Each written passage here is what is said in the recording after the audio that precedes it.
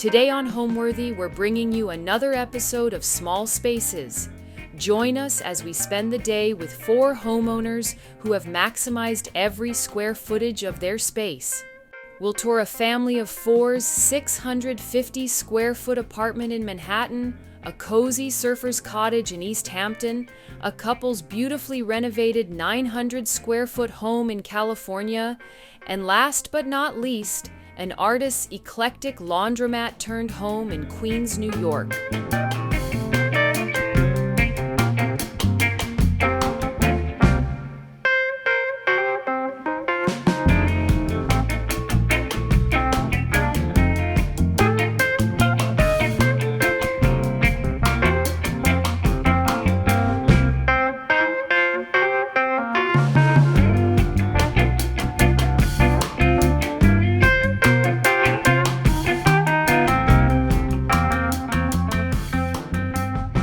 You're watching Homeworthy, where we believe every home has a story. Before today's episode, click the join button below to support all of the storytelling we do on this channel.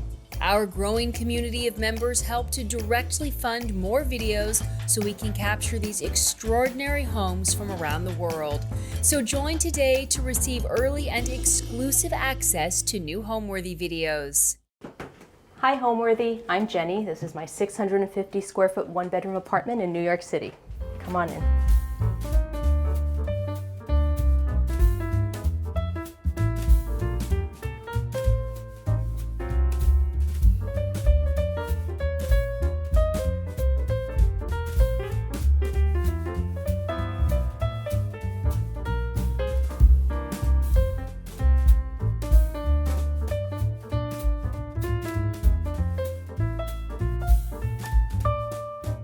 You're watching Homeworthy, where we believe every home has a story. Before today's episode, click the join button below to support all of the storytelling we do on this channel. Our growing community of members help to directly fund more videos so we can capture these extraordinary homes from around the world. So join today to receive early and exclusive access to new Homeworthy videos. Hi, I'm Jenny Davis. I'm a freelance writer and an interior designer. We're in New York City on the Upper East Side in a 1-bedroom apartment that's 650 square feet. And when I first moved in, we were told by people in the building it was 850, which is not true. I've measured and remeasured and remeasured. And if you saw before photos, you'd believe me. So I chose this apartment because I love pre-war buildings. I love the architecture. I love the sturdy framework of a pre-war building. This is actually the second apartment I've lived in. I've only lived in 2 apartments in my entire life.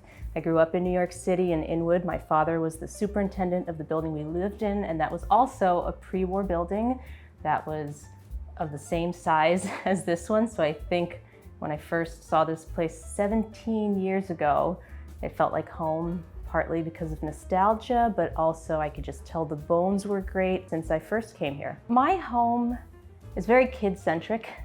I'm a single mom to 3 young kids. So really, if they're content and playing independently, that's the only way I get peace. If they're sleeping, I'm sleeping. It doesn't work any other way. So I've dedicated a lot of my home to making sure they have space to play. I also strongly believe that children learn through play, and since a lot of that happens at home, I've done a lot of research about what types of toys really foster that early brain development. I used to work at the Clinton Foundation, where Secretary Clinton started an initiative called Too Small to Fail, and I learned a lot about how a person's brain, 80% of their brain develops in the first 5 years, and how important exposure and activities that they do is, and how critical that is to lifelong success. So that was ingrained in me when I became a mom. And so a lot of the toys I've curated for my kids and settings I set up is for their development, but also to give me some relief and a break, and to make parenting easier, to make me more present and calmer amidst what can be a lot of chaos, to make my home feel like a deep breath in and out instead of me just holding my breath in and contributing to overwhelm. And I didn't start here. I got into design after my environment was negatively contributing to my well-being and emotions and feelings. And then I started changing things around and seeing the difference, and I discovered a talent. I found I was really good at making space where there seemed to be no space and finding unused space. And 17 years later, this apartment feels bigger than ever before, despite my family having grown, and more like home.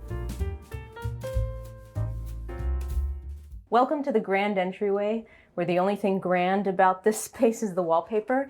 It is really narrow and tight with so many sharp turns that you can't even fit a stroller in here unless you fold it, so that was fun for me with 3 young kids. But I used to have just white walls, and I felt so confined, and it felt so, the smallness of the room really felt highlighted, that I just decided to go crazy with the wallpaper. And it's funny because I only go crazy with wallpaper pretty much in small spaces, because I think it adds dimension, but it also just distracts from how tight the space is and brings you into another world. So I have this great dinosaur wallpaper in here. We have 2 closets. This is a beautiful piece that I bought secondhand for $200. I'm telling you, there's so much good stuff out there, stuff that people don't use or need anymore. And it's the perfect size. It's really narrow, really tall, and I think fits in beautifully with the colors in the space. Now, welcome to the foyer. After the entryway, this is another kind of tight, small space, but I tried to add dimension and texture by adding this peel and stick wallpaper. That's actually not flat. It has some texture, and I think that helps with the colors and making the space feel deep. I put a mirror here to reflect the light that's coming in from the living room. I decorate this space with a lot of mementos or things that have deep meaning to me. This was gifted to me from the family of a dear friend of mine who passed away. My father loved flamingos, so I got this painting after he passed. This was handmade by my grandmother, and I just hung it on the light because I wanted to decorate with it. I used to store all my mementos in plastic bags, in protective cases, behind closed doors like a cabinet, and I thought I have to protect them. They're too special and important to me. And then I've realized how that's a disservice to what these things can mean to you in life, or to me at least. And I keep thinking, if this gets ruined, at least I've appreciated it and I've enjoyed it and I've honored it. So I do that in the foyer welcome space. And what I'm gonna touch on throughout the tour is how I make this space work better for me and my family and make it feel bigger by creating zones. A zone is a space that serves a specific purpose or function or utility, and a zone can be a wall, it can be a closet, it can be a section of the room. So as I go through each room, I'm going to talk about that, but I also have a lot of flexible multi-purpose use of spaces. And later we'll come back to this foyer and I will show you what it becomes at night. So for now, it's the entry foyer.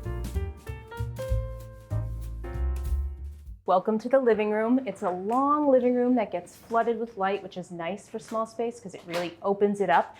And this has changed a lot from when I first lived here. We used to just put the TV there because there was a cable cord there. And then after having kids, I created the play space in the back of the living room closest to the windows. I gave them the light, and I realized the TV viewing conversational area should be in the darker end of the room because you don't really need bright light for a TV, so that was a strange place to have the TV. So the living room is divided up by zones, and each zone has a way to make it feel distinct, but the whole room has to feel cohesive. So I bought this marble table secondhand, 90% off. Again, don't think anything's out of reach. You can pretty much find anything if you're willing to wait for it and look long enough for it. So this was a marble table. It's my little bit of luxury. Might not seem practical with 3 kids, but it works really well. Before I had a wooden table that was destroyed and I could never get myself to clean it or clean it off, and it just became a catch-all spot for papers and coins. I mean, the things that is just a lot of visual clutter. These are high chairs for my twins, and I made this floating bench on the back wall for my son, so we just shift the table out a bit. So the middle, this is our dining area, and the adult space where the kids also hang out and watch TV, but this is kind of my zone. When I have people over, I can have a lot of circular seating. This couch I bought secondhand. It was a Design Within Reach couch, so a really expensive, fancy couch that had performance cushions that were not performance enough for 3 kids. They got destroyed. So I actually took them off, sewed zippers onto them, and Frankensteined this whole couch to make the cushions removable and washable. And that has made a big difference in making this look really nice. I also kind of shrunk it. It used to be like a sectional with a shay on the side, and they were connected, and it had a high back, an armrest there, a deeper area, and I gutted it. I opened up the couch and I saw that the frame that the cushions were sitting on was a lot smaller. So I think this size couch, with all the modifications I've made, fit the space a lot nicer. And it's great for conversational seating because I can sit here, you can have 2 people sit there, 2 people can sit here. I can pull over one of the stools that I use in the dining area, and that can be circular seating. This is an old toy chest that I put under the TV. It still has toys in it, but I can also slide it over, and then it becomes a coffee table. I actually had a birthday party for my son here, and he had 7 7-year-olds, and they had a pizza party, and I was able to fit everyone in here by using this as a table, taking the 2 stools and our climbing board and putting it across the 2 stools and making an additional table. So this has served a lot of gatherings really well. And this is a bookcase. I put these along the side to just create a nice little nook with my books for reading. I have a mirror here. Again, I really like to lean into using mirrors to reflect light and create scenes. I also like to create little vignettes wherever I can because I think it just adds a little spark of interest and joy in a home. Like this is my little Don Quixote. I took a course in college where the entire course was reading the book in Spanish. It was really hard, but something I'm really proud of. And so I created a little Don Quixote scene here. I have books for the kids, my books. This bookshelf it's not just a bookshelf. When my kids are sleeping in the bedroom and I'm out here, I can get to the bathroom because the main entrance to the bathroom is through the bedroom. Without interrupting them, I can get to the bathroom by going through this Murphy door. So it looks like a bookshelf, but it also opens up into the bathroom, which is incredibly useful, especially when they're sleeping at night. But we pretty much don't use it to get to the bathroom during the day because you can get to it from the bedroom. It's really a nighttime thing or an alternative way to get to the bathroom. And that's a pretty fun conversation starter. It always surprises people. This is a plug-in light that I feed above the crown molding to create a nice hanging pendant, to create a moment and help define the dining area, because this is not overhead light, it's a plug-in. And now the play area. The toys that I have that stay out always are the blocks. And if you look at any preschool, they always have blocks. My friend is an early childhood educator, and when I got pregnant, the first thing she said was, you have to get your child blocks. And it is amazing, and it always blows my mind how creatively the kids use these blocks. They will never tell you, it never makes any list of favorite toys of theirs. They will tell you blocks are boring, but I've seen them so many times use these blocks in creative ways to supplement their play when they're really deep into play and trying to form abstract ideas that they have in their head and tell stories with the blocks or use them as houses, buses, roads. So the blocks always stay out, and these are IKEA floating shelves that I put them on. I have a dollhouse here because my daughter and son, my younger 4-year-olds, they get really into small world play with the little dolls. This is an IKEA picture ledge. Again, look for things not just by what their intended purpose was, but be open-minded and you'll have so many options to decorate your space at the right size, right price point for you. So this works really nice as a little block nook. This is a magnet board that is also open-ended, really nice for creativity. You could use magnet tiles. We have a lot of different things you can clip to it. It's very strong, So I like this because it creates a nice focal point in the play area with the create sign on top of it, but it also just uses vertical space, so it's a nice way to add a play station for the kids that doesn't clutter the floor or take up floor space. So I'll swap out the different materials that are here occasionally. So now we have these magnetic men that you can connect, but I'll switch these out when they go stale. Like when the kids stop playing with them, I'll go into my closet and switch it for something else. I don't store my toys out here. I think that's really a recipe for chaos and disaster. It makes cleanup really hard. I think it overwhelms the kids when they have too many options and toys to play with. So I just rotate, and then it's like, oh, this toy, and it's almost like I bought them a new toy. Even though it's an old toy, they just haven't seen it in a while. So that's a fun trick. I built these shelves. Didn't know what I was doing. It was a lot of trial and error, but it worked out perfectly. I needed shelves. I wanted shelves that had a little movement, had nice soft curves to soften the space. So I cut the shelves using a portable Dremel saw in my bathtub because I don't have a workstation anywhere. And so I did that, and then I covered it with like some kind of molding board, and then I found a door stopper, like something that you attach to the bottom of the door so that air doesn't come through, and I stapled it on and covered it with this. A lot of times I'll buy things, I'll just see them on the shelves, I'll go to Home Depot, I'll go to the hardware store, I'll be shopping and see something that could be used in one way, and I don't even know what it's called. I just know it works. So I built these shelves, and these bins have their toys, and these I rotate also. So animals, I'll rotate when they go stale. We have their Transformers. I'll swap these for cars or train tracks at some point, but now these are all kind of here from a fresh rotation, and they play with that. My kids are really into dramatic play. They'll dress up and pretend to be different characters. So this is their dress-up zone. It's just a wall, but I defined the dress-up zones by decorating it with hooks, putting up some of the costumes. I have a mirror here that's nice. It reflects, it just, when you're looking at the living room from that side, it creates depth. This is just a bench that they can sit on, but it also has their dress-up clothes, a toy chest for dress-up. These are play silk scarves. This is a toilet roll holder. It just, again, looks really nice, fits perfectly in this space, and they can pull whatever color they want from it really easily. It makes them accessible. It makes it decorative and pretty. This is just a divider. They'll use this a lot. They'll hide in here and be the different characters. And I really like having the dress-up area right near a rock climbing wall and monkey bars and foam pit because they can feed into each other. So if you're playing, what are they doing? A lot of times they like to play animals and they're chasing each other, and one goes up the wall, the rock wall, and the monkey bars, and then they'll jump onto the net loft, which is here.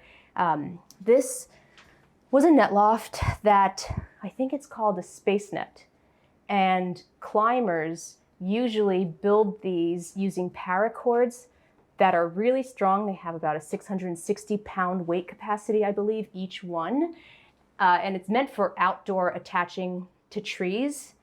And I thought, well, I like how light and airy it is and how how it can make this space not a 9 by 8 square foot room, but almost like a 9 by 9 by 8 cubic room, because I'm using the ceiling, the sidewalls, and the floor. So it just creates a lot of movement in space. So this is kind of a micro version of those big gross motor movement play spaces you'll see online that people design in their basements. I don't have a basement, but this works just fine for my kids. They can climb up the rock wall, jump over the monkey bars, go to the net loft. And if you come on this side, I'll show you something with the net loft. These are just like 1 by 4 plywood that we had a carpenter build into the wall to create a frame. And it just creates a shelf up top for my kids to put their books, Pokemon toys. We keep puzzles on that side. And this is a really special place and seat. And the kids love it. And then of course I have a tree. I don't have too many trees outside, so I like to bring green in wherever I can. So we're back here, and this is a rock climbing wall. And what's nice about this rock climbing wall is the slabs that the rock holds are attached to You can unscrew them and move them around. You can vary it so it varies based on complexity and level. And this slab, that's the heaviest part, is anchored into a wooden frame that goes behind it. So the wooden frame has to be securely anchored into the wall, but that's what supports the weight. And then the slab that goes on the wooden frame attaches to that. So it's not like each rock hold is drilled into the wall. So it creates minimal structural damage or modification. So that's nice. And then monkey bars on top, monkey bars on the side that create a ladder that go into the net loft. I put the foam pit here because we needed a crash pad, something for them to jump onto and land in. And what's nice about this foam pit is it adds a pop of color. It's vibrant, it's happy, I like yellow, but it's just an inviting place to jump into. And what's nice about this is the kids can go on the net loft and jump in. But an interesting thing is this is a toddler foam pit. Most foam pits support the weight of someone jumping into it by being 2 feet high and deep enough. And it's the foam cubes that support the crash and the landing, which clearly I don't have with this. So I hacked it and I put a landing pad that's used for gymnastics underneath that can support even adult weight. So if I were to jump off the net loft and land here, it wouldn't hurt my joints. So I pretty much made this foam pit, extended the lifespan of it so that my son, who's 7 now, still uses it and plays. And we've had birthday parties for him the last 2 years. And in this room, lots of 7-year-old boys play and jump, and it's comfortable. And the space is just enough for them. I got these neon signs at first. I used to be afraid of neon signs. I thought it was too disco nightclub feeling. But I got this one and initially, as I mentioned, put it in the alcove so that if I regretted how vibrant or bright it was tucked away. But at night, I really loved the glow and the vibe and how warm and fun it was at night. And even during the day, I think it just creates nice inspiration. It makes the room, it can help anchor a zone. So happy place sign you can see when you're on the net loft and relaxing. It gives you some light when you're up there, but it also helps anchor this wall, which is the dress-up area. I recently added this sign, create, because again, I needed some additional lighting, but I think it's inspirational. I feel like I would look at this sign in all the colors and want to create. So I've really, over the years, grown to love wallpaper, which I used to hate, and neon lights. I used to be too afraid to use any of them, but I think they're great ways to reflect your personality, your interests, and just add pops of color. And here I have this whale sign, neon sign. At night, you can really feel the difference more when they're off versus when they're on. They really add a vibe. They add depth to the room and really add additional lighting that's needed in these spaces at night. It's just a fun way to light up a room and decorate. In the middle of the playroom, we have a swing hook attachment. We have different attachments. So this is the swing that my kids currently like to use. They'll lay on it with their stomach, they'll kick up, they'll sit on it together, and they'll swing. But I also can attach to these hooks a yoga trapeze, a yoga hammock to do, upside down inversions when I have back pain. So it's for adults and kids, but the kids really love it. And I have a lot of bouncing yoga hooks, and I find that whenever they seem most dysregulated, when they come home from school after they've had a long day, when they want to decompress, these movement things are really helpful for them. The swing is really nice. We have clearance to go forward and back. You really just need like 6 feet of clearance on either side, but it's surprisingly strong and surprisingly fun. I use it a lot. And we have different attachments. It's a really fun thing to have at home. And it was the first big child-centric investment that I made in this space, even though I use it just as much as they do. I have a clock here, a simple clock. I use these because my kids don't really have a good concept of time, so I'll tell them, Baba's coming in half an hour. Well, when is that? It's when the little arm is here and the big arm is here, and it just gives them a nice visual guide so they stop asking me every minute, Has it been half an hour yet? Has it been half an hour yet? So the radio, the clock are things I like to have in the play space, and they're really useful. This is a play kitchen that helps with imagination play. It takes up not a lot of surface area. It's really small and compact. I switched out the legs with legs that I found at Home Depot. I'm not even sure what these are meant for, but they work, maybe the bottom of a couch, I'm thinking. And then I remove the back legs and I have it supported by the ledge here of the alcove, and I hacked it to be a working faucet. And what's really nice about this is just a plastic bowl, and it's a faucet that is used primarily, I think, in RV sinks. And then inside there's a milk carton for the dirty water to go in, and the clean water is pulled from the back, because I noticed that I had something like this before where the water circulated and my kids started to drink it, and I thought that's gross. So I like that it's separate. It's dirty water into the clean water, and then you refill. And then into the kitchen, this play kitchen goes into an expansion of that imagination play kitchen. And I have, these are the shelves and drawers that were part of an old IKEA play kitchen that we had that wasn't used daily and took up too much space. So I took it apart and built it into our kitchen shelves. And then the rest of the kitchen is here. It's pretty small and narrow, but I use every inch of it all the way up. And I access the top ends by climbing onto these shelves, these stations and countertops. And I've just been doing it forever that I'm used to it. Otherwise, I probably would have a ladder there, but I don't use it or need it. There's a little space here because there's a pipe over here. So I have hooks on the wall in here for measuring utensils. I have knives here on a magnet board, my spices up here. I really try to find any space I can for storage and utility. And these are, I think they're IKEA plant cups that I put our utensils in.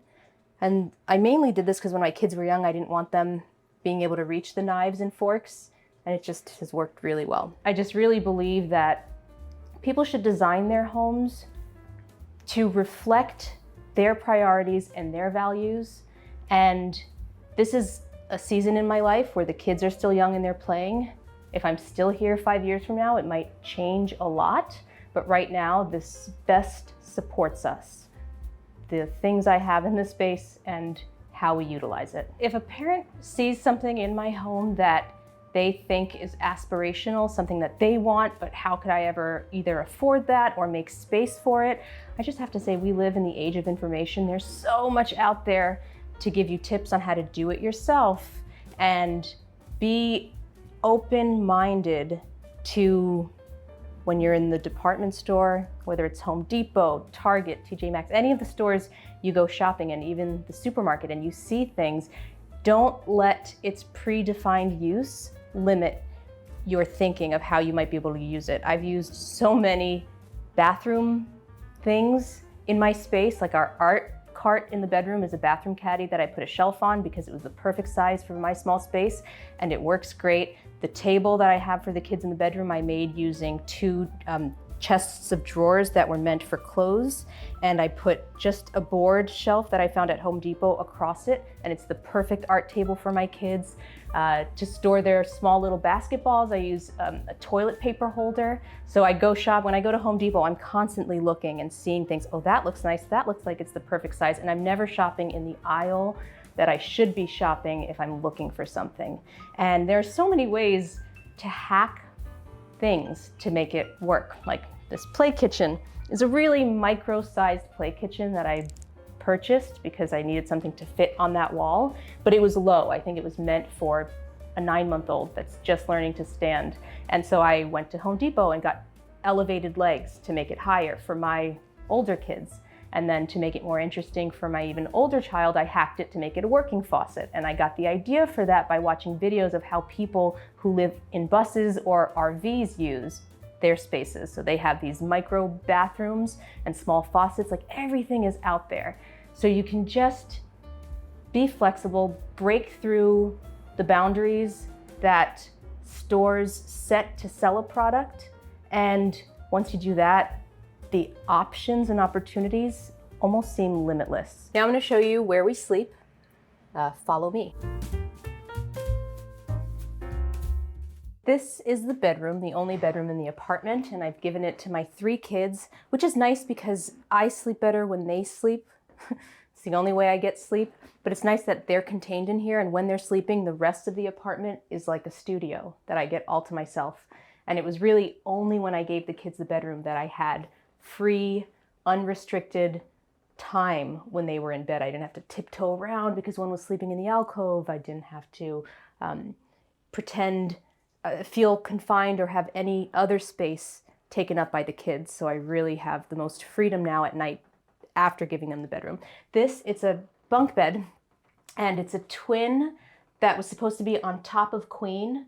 The queen, this slat was supposed to go here, and you were supposed to have a queen mattress underneath, but because I have twins, I got them Montessori floor beds, and I moved the slat to the center to give them each space. So now all 3 kids have their own little space to sleep in. And then the back of the bedroom is an art area. I used to just have a tabletop art setup that my son could play with at the dining table, but then he really started to get into art, to making things with polymer clay. He became really advanced in doing complicated drawings where he was drawing motion into creatures and things, and I thought, all right, this kid has an interest and a real talent, so I wanted to give him a dedicated space. And this is the table that I made. These were just a chest, 2 things that I used to have in my closet that I cut down. It used to have 5 drawers, and it was too tall for my kids, my toddlers at the time, and so I cut it down to be 4. This is just a shelf that I found in Home Depot that goes across it, and it just fits the space perfectly. I have a chalkboard here. This is a bathroom caddy that I put a shelf on top of to turn it into an art cart. These are just cups that I found at Goodwill for $2 that I use for art materials. And these are the art materials that they can access or use freely on their own independently. They don't make too much of a mess, so that they have access to art and materials whenever they want. And then the messy stuff that I don't want them having access to whenever they want, I store up here. So like the messier paint, the glue gun, things like that. I like having a chalkboard here. This gets used sporadically, randomly. It's just nice to have a vertical space that they can create on. It's nice, we get a lot of light in the bedroom. This is a light that I also kind of hacked. It had just flat LED lights that felt too bright and white. I wanted to warm up and cozy up the space, especially at night. So I replaced the lights with, these are just like candelabra lights. And this is a small lampshade that I hang on them upside down. So it's just a nice way to add warmth to the room. And it's again the perfect shape to illuminate the rectangular long desk. I store clothes everywhere. A lot of people ask me, where do you keep your clothes? This IKEA storage has sweaters here. My son's clothes, my older son's clothes are here. My twins' clothes are still small because they're young, and those are out in the nightstand that's out in our living room. My clothes are behind the door in one of our closets. They're scattered throughout, but I know where everything is, and I believe that as long as there's a place for everything and everything in its place, you'll remember where things are, and I don't need a chest for my clothes. What we have works really well for me. So it's nice that I can free up the floor space for other things that we use. A basketball hoop is over here. My kids don't really use this, which is why I kind of put it in the bedroom. Maybe one day they'll get into it, but I like practicing at night. I'm not really good at it, but these are the little basketballs that go in there. It's really hard because for me it's really hard, and he got it in first try. I was like, I guess it's not hard when you know what you're doing and you've practiced, but I just try to do it. It has a backboard, it works, but it's fun. And I like to teach my kids, it's not getting it right. What makes someone successful is being okay with failing and getting up and trying again. I mean, you can read these stories about these athletes that, it's also why I think sports is really good for kids. I read a book once that talked about how boys tend to play sports and they learn to fail, they learn to take risks, they learn to be an individual player with their own goals, but also part of a team. And little girls who tend to play these imaginary doll play, they don't get to practice all of those skills that will benefit them in the workforce. So I like having my daughter practice with me. I like her seeing me doing something and trying that I'm not good at. And whenever they get something, I try to remember to not say, "Great job, you finally climbed those monkey bars." I try to say, "You didn't give up and you kept practicing and you made it," because I want to reinforce that grit, that resolve, that continual practice, because I think that's what's going to help them be successful in life and continue to strive, versus just praise. In this room, it gets a lot of light. But because it's an art area and a bedroom, I wanted the colors to be calming and soothing, because at night it transitions into a bedroom. So I went with this green palm wallpaper that's really light pastel green. And then here I have yellow and blue. So I stuck with green and blue and then kept this wall white. I actually like having negative space, so there's not too much clutter.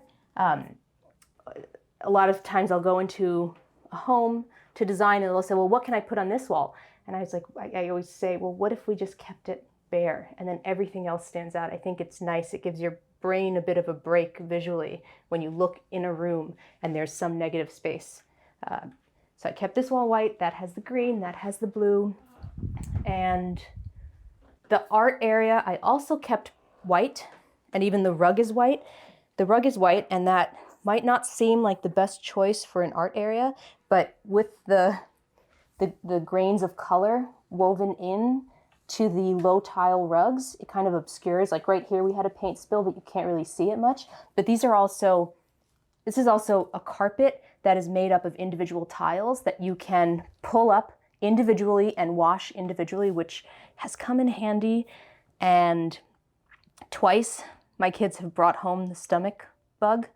And at night with 3 kids, it was chaotic, but I was so thankful to have rugs where I could just pick up the soiled ones, throw them in the tub, and worry about them later. So I recommend these rugs to everyone I know. Whether you have kids, or you're just a messy person, or you have pets, they're really practical and come in great colors. My favorite space in the house, I think, has always been the alcove right behind me, because we have the corner windows and it gets so much direct, bright light that I don't take for granted any day, because I grew up in a basement apartment that had no light. We had windows that were street level, so all we saw were feet walking on the sidewalk. And so when I saw this apartment and it was just flooded with sunlight, it made me happy, and I just thought, this is a rarity and I will never take it for granted. So I love the alcove. It's also changed a lot over the years from when I first lived here, and it's just a fun, whimsical space. A lot of my playroom stuff that's colorful and bright, I try to move back there, because I try to limit. I want to make the living room that's shared with our living room media space and dining table a bit more cohesive, so it's somewhat muted in this big open living room, and in the alcove is where I can go a little crazy and be whimsical. And the wallpaper with the whale I used to scuba dive, and maybe one day will again, hopefully. And so that just speaks to the inner child in me, and it just is my happy place. So I love the alcove. Now we're back in the foyer, which I introduced when we first came in as the welcoming entryway when people come in. But at night, it becomes my bedroom. And this was something I worked on for a while. When I gave the kids the bedroom, I couldn't figure out how to get a bed in here, a Murphy bed. I originally had a twin bed on this wall, a twin Murphy bed that extended out into the living room, because I couldn't find a Murphy bed for this wall that didn't block too much of the entryway. Most Murphy beds have a frame that comes out about 16 inches, which would be right to here. So could you imagine having a Murphy bed that goes right to here, and then how do you walk in? It just felt really confined. I finally found a frame-only Murphy bed that shrunk down the depth of the Murphy bed. This is a queen-size Murphy bed that, instead of coming out 16 inches, just comes out 9 inches up top and 11 inches up bottom. And it's a really nice space for me. So at night, I just pull it down. I grab my pillow from above that cabinet that's in the entryway. I made that headboard using a bench cushion. That nightstand, if you will, is actually a bathroom teak wall shelf unit that I used to have in the bathroom, and I just moved it here because it was the perfect size. That lamp is a wall sconce because, again, it was nice and compact and it fit there perfectly. And it's a very comfortable space for me to sleep in. This light looks beautiful. It's decorative. It's a rattan pendant, but it also has a fan built in, which is really needed at night to help with the airflow. And then I open up this divider to create a sense of closure and privacy at night. This was gifted to me by someone in the building, again, that friend who passed away, so it's meaningful to me. I attached this hook to the side so that it is anchored to the wall and my kids can't pull it down, but that also allowed me to keep it as flush to the wall as possible without having to prop it up to secure it and make it stable so it doesn't take up too much space when it's closed. And then when it opens, it just creates such a nice, cozy, private space for me at night. And so this is my bedroom at night. And then that's the rest of my studio at night when the kids are sleeping. So I just pretend that that room doesn't exist, and it creates a nice sense of privacy, freedom, and I can get to the bathroom through the Murphy door if I want. And then put it away, just fold it right back up. This is a shower curtain that I just stapled to the board of the Murphy bed to conceal the frame, which is not so aesthetically nice. So that worked well. And again, I used to scuba dive, and I have gone scuba diving with whale sharks. So this picture is pretty special to me. And then to continue closing up my bedroom for daytime use, I would fold this away. And then you have the space back to an entryway, foyer, and living room. The other area in this room, an unexpected use, is how I use this closet. It's our biggest closet, and I turned it into my workspace by building shelves into the wall to create a desk. I have my computer in here, my printer, paperwork. These days, now that my kids are in school, I do a lot of my work outside, but when they were younger and I was getting most of my writing done at night, I didn't like working outside in the windows where everything was dark and I felt like everyone was asleep. So I really liked having this space, this cocoon where I could retreat and write at night and just be by myself, especially during the pandemic when I was home with the kids. It was just nice to have my own space. And I have my computer.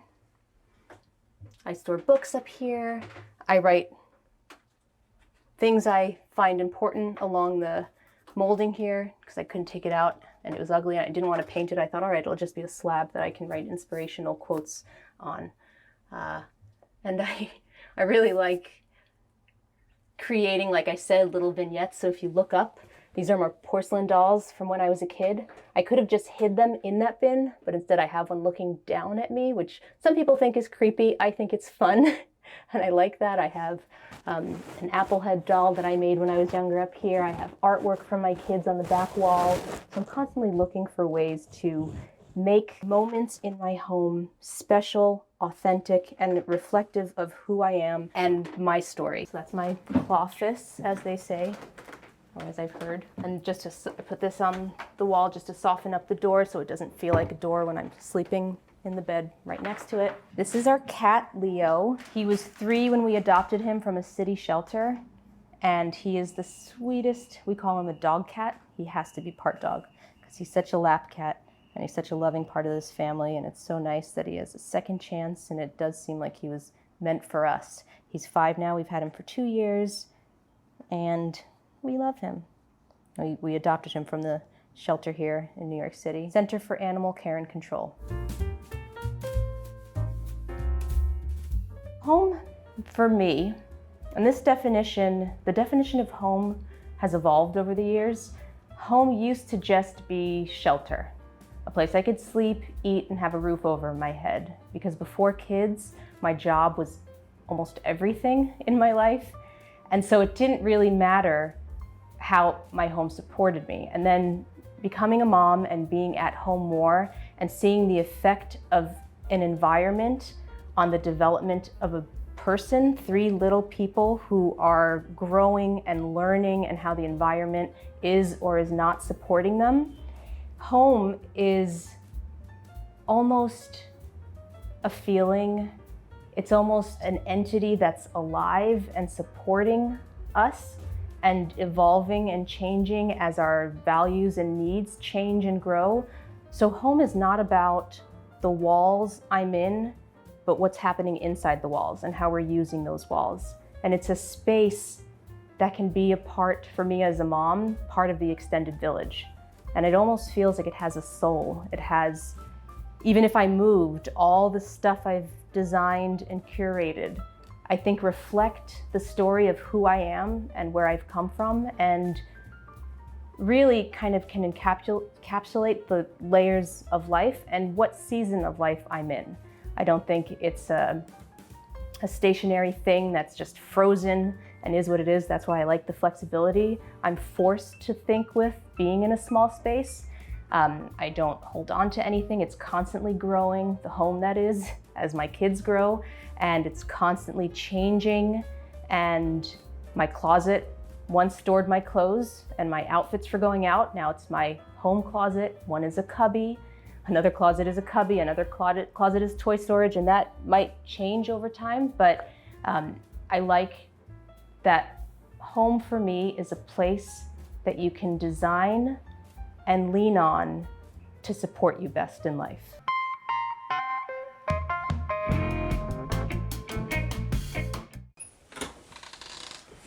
Hey Homeworthy, I'm Becca. And I'm Kurt, and welcome to our first home in Mill Valley, California.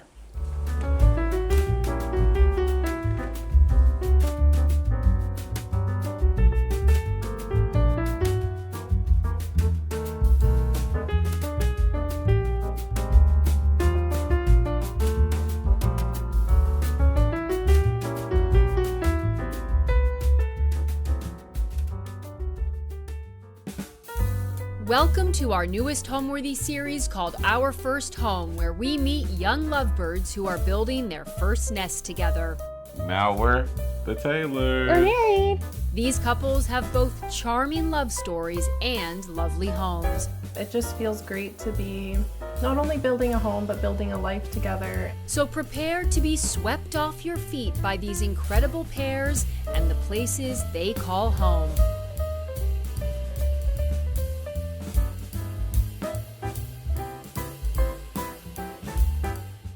You're watching Homeworthy, where we believe every home has a story. Before today's episode, click the join button below to support all of the storytelling we do on this channel. Our growing community of members help to directly fund more videos so we can capture these extraordinary homes from around the world. So join today to receive early and exclusive access to new Homeworthy videos. Hi, I'm Becca Meyer and I'm an interior designer. And hey, I'm Kurt Meyer, and I'm a sales executive, and welcome to our first home. So Kurt and I met about 8 years ago, and we've been married just about 2 now, actually over 2. We just had our anniversary. And we met on Hinge in 2016 when dating apps were like a little bit newer, and you had to have a mutual friend to connect, which was kind of crazy. And we actually went to rival colleges, but actually met in San Francisco, even though we both went to school in South Carolina. Our first date, we went out to a restaurant near where we lived in San Francisco, and we had so much fun. We laughed the whole time. The rest was history. So we got married in Carmel Valley. It's a super special place to us. We used to take road trips there all the time when we were dating, and it was such a special place for us to bring our families together. We got married at this like awesome property called the Holly Farm, and it was July 2022, so it was a very special time getting like the world back together.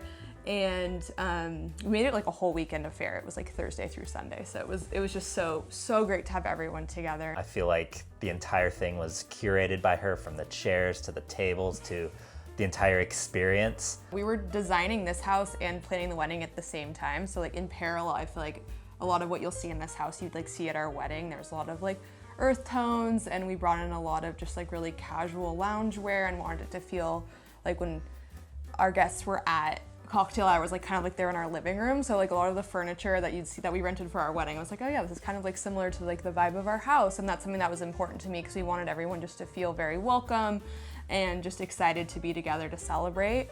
And it is true, I did launch my business about 2 months after our wedding, and I kind of just kept the momentum of wedding planning and was like, I'm gonna keep doing this. And then I started taking on clients from my interior design business shortly thereafter. So it was a really special year. So we welcomed our first daughter in April, and her name's Millie. She is the most special little girl. We're so blessed with her. She just embodies everything we love. She's just like so fun loving and just such a chill baby, and we're having like the time of our lives with her. She's amazing. Our home is in Mill Valley, California. It's a super special place to us. It's just north of the Golden Gate Bridge, about 15 minutes. And we spent almost every weekend here when we lived in San Francisco because there's so much hiking. You're 30 minutes from the beach, such good restaurants, and just a really fun community here that being so close to the city, you just get a lot of different people. And we always just loved the spirit of this town. And so when it came time to decide where we wanted to move after leaving the city, it was like, of course, it's Mill Valley. And we were lucky enough to find this house. Yeah, and when we were first looking for homes, location was so important to us. So that came at the expense of size. So we found this beautiful home, this very charming home. However, it was a little bit small, and that was a big concern of ours initially. Through Becca's amazing curation, organizing, decluttering all my junk, the house feels anything but small, especially now with our growing family. We just had our daughter. Becca has been able to create this beautiful, rejuvenating, calm, tranquil space for us, even though it is our first home and it's a little bit small, since that's all we could afford at the time.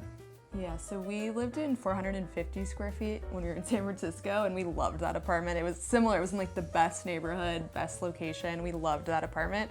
So then this house is about just over 900 square feet, and then we have an additional space in the cottage, which we will show you. But 900, I was like, this feels huge. Like, this is great. So when people come over now, it's like, yeah, it is like a smaller space, but we're in like the most walkable part of Mill Valley, especially now with the stroller and the baby. We just set out for the day and we can just walk all over town and even walk up the mountain, and it's just so fun to be in this location, so we're very happy here. Yeah, and what's unique about this home is that because it's so small, we actually spend a significant portion of our time in every square inch of this home. There's not a room that we don't spend every single day in. That's true. And therefore it's been, I thought it would be a challenge of like making every square inch pleasing to be in, and a place where we can recharge our batteries. And like back to Becca's decluttering, her organization, her organization of our shelving has just made it into such a calm space. And again, it just doesn't feel small, and every square inch of this home is beautiful to look at and kind of represents our style and our aesthetic. Yeah, you have to get really into functional living when you have small space, and especially when you're into the design of things, you have to always be looking at not only the aesthetic, but also like, okay, can we actually store stuff in here? Is this something that I want to look at every day? Because in a small space, you're just the exposure to the rooms, like you're like, oh yeah, I'm in every room pretty much all the time. So you want to make sure you're not getting sick of anything. Or you'll notice that our home has a very neutral palette, and that was intentional because I was like, I wanted the whole house to flow, because you're going to be walking through the house a lot, and especially with our outdoor area, which we use a ton, just with like indoor outdoor living in the moderate climate here. I just wanted it to feel very calming, as Kurt said, and just like you're bringing the outdoors in with like just nice earth tones and just really relaxing, tranquil vibes.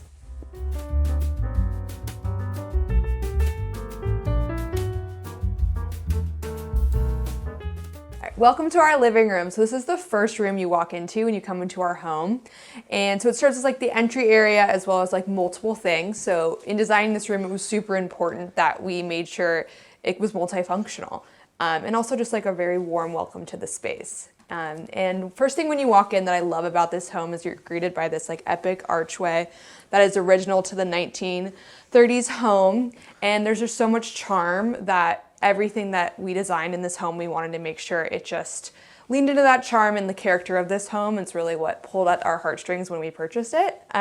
One thing that I love when you first see is the original hardwood floors. And these just make me so happy. And we kept rugs at a minimum because we just wanted to make sure that you could really see these beautiful floors that are original to the home. Another thing about our home that is a signature is the amount of built-in shelving, which was so attractive to us when we purchased the home because it just is so stunning to have these built-in features. The woman who we purchased the home from was actually an avid book collector. So she had tons of books, and the way she described it was she just kept building shelves.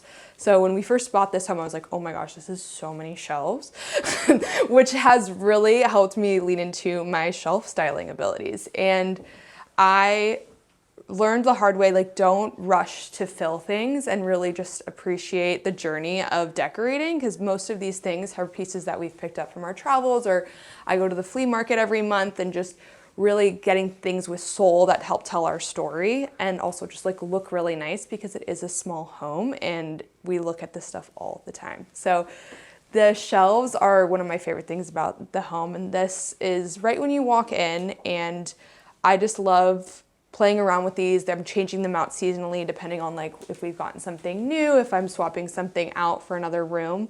And it's just a really, really high impact space because it's like, wow, this is just like such a beautiful piece of feature. Okay, that was not good. I frequently, when I'm working from home, I frequently get asked if it's a real background or an actual background when I'm on Zoom calls and whatnot. And it's just a testament to the way Becca's styled these shelves. It looks fake on Zoom because everything's so perfectly curated and color coordinated, and it's just beautiful. Yeah. Back to the point of every square inch of this house mattering. Everything's just a delight to look at, which is really special. Yeah, and I love these shelves because it actually has cabinets as well. So we have like the beautiful display of items, but we also have like really functional toy storage, dog toy storage. We have like our printer in here. Like we do actually have things that have to like exist, and it's nice to have doors to shut.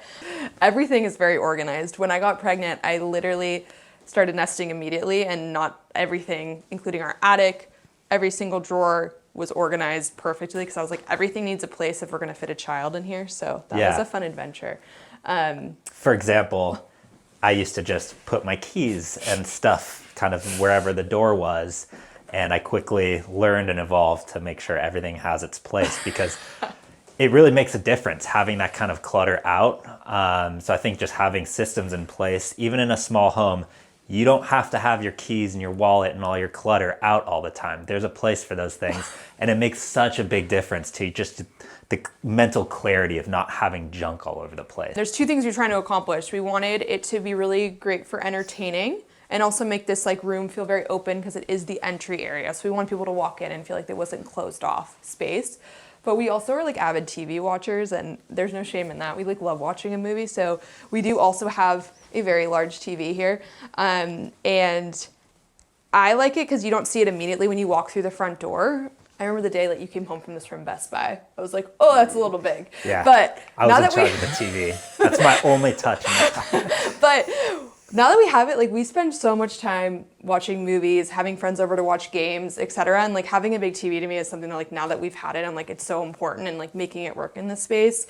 And sometimes I'm like, whoa, we have a giant TV in our house, but I feel like it really works, especially like when you pair it with a console. Like once we had the TV, I was like, we need to find a wide enough console. You always want the console to be wider than the TV, general rule of thumb.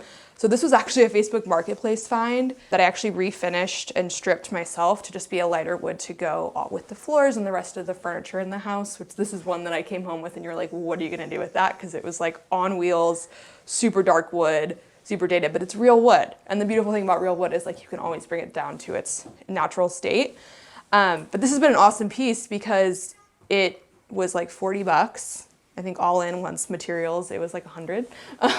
And it has that like raw and finished look that I love. And it's nice that it's big enough that we have a lot of storage, and it makes the TV feel like a little less monstrous.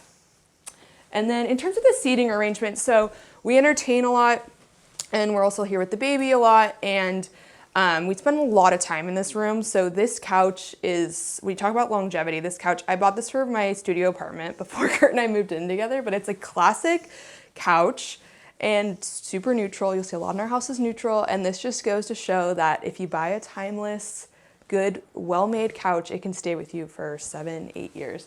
And it has just every apartment, every house, it just works. And then we bought this house, and I was like, it looks like we bought it for this, and like it's a little bit weathered, and it definitely has like, you know, grown with us. But I'm just so happy that it works in this space because it has the Chase lounge, so it's nice like with the baby if we're cuddling, or like we have people over, and we have also this chair over here, so it's very conversational. So this room works really well for us. And we have this awesome fireplace too here, which has a gas insert, so we can just turn it on in the winter when we're like drinking our coffee or we're having friends over, and it just makes it super cozy and also just adds a lot of heat, which is awesome.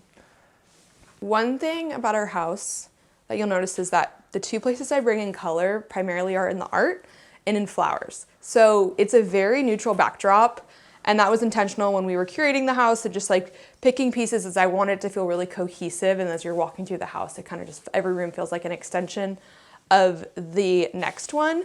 But our art is where we really like to make a statement and have high impact. So this piece is by an artist who's out of Sausalito, and she's amazing, and this piece is very bold, and it's something that has just, it catches your eye immediately when you walk in. It's abstract, it has like this really cool dimension to it, and just like layered chalk and paint, and I think it's just amazing the way it plays with the different colors and the way the light bounces off of it throughout the day.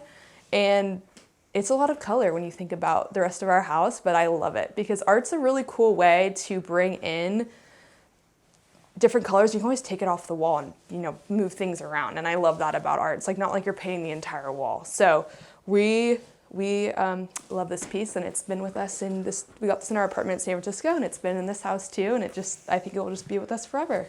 This coffee table was actually, it's a vintage find. It has a stone top with these like awesome wood legs. And this is a great example of a piece that we had to wait for. We had a rattan basket coffee table that was, I originally bought because I was like, oh, I want something lightweight for the space that doesn't feel too bulky and just was very easy to navigate, but it wasn't really functional. Like you could barely put coffee on it. Like it's a coffee table, you gotta be able to put coffee on. So, and we sometimes eat in front of the TV, and so I saw this on Instagram, was able to make an offer from a vintage seller, and we were able to get it, and it's been such a great piece because we can put all their crap on it, but also it's just so nice to look at, and it's so sturdy and just a great, great table. And I love the stone top because it adds this like great texture. We're really into that earth tone, earthy material, and we have a lot of light wood and rugged wood, but like I love this stone that brings in that another layer of depth here. Feeling of home to me and creating this space together has been just an extension of like our life. Like I feel like depending on what season of life we're going through, I feel like our home has reflected that. And first when we moved here, we were like really into entertaining, which we still are, but I feel like we just wanted to make sure like this space was really functional for having people over. And I was all about making sure that just the guest experience was like top notch, which I still am. But then now it's like, the feeling of home, it's like we're focused on our family and making sure our daughter has places to play and has the space she needs and is happy here in our home. And it's just that feeling of your home grows with you. And I think it's not a static feeling of like, oh, this is how our home is always going to be. It's the evolution of like where we are. And for me, like coming home, I've always valued just having it be a serene space, a calm space, so that when we're here, we can just recharge, we can feel like our most authentic selves. And that's why I'm so passionate about helping people create their dream home, because I'm a big believer that you can have a very aesthetically pleasing and happy home that's also super functional for you and your family. Like, I don't think you have to compromise one or the other, and that's something that we've learned together too. And now, like, growing our family and all this fun things that are ahead of us, it's just nice to see that our house like has carried us through that season of life.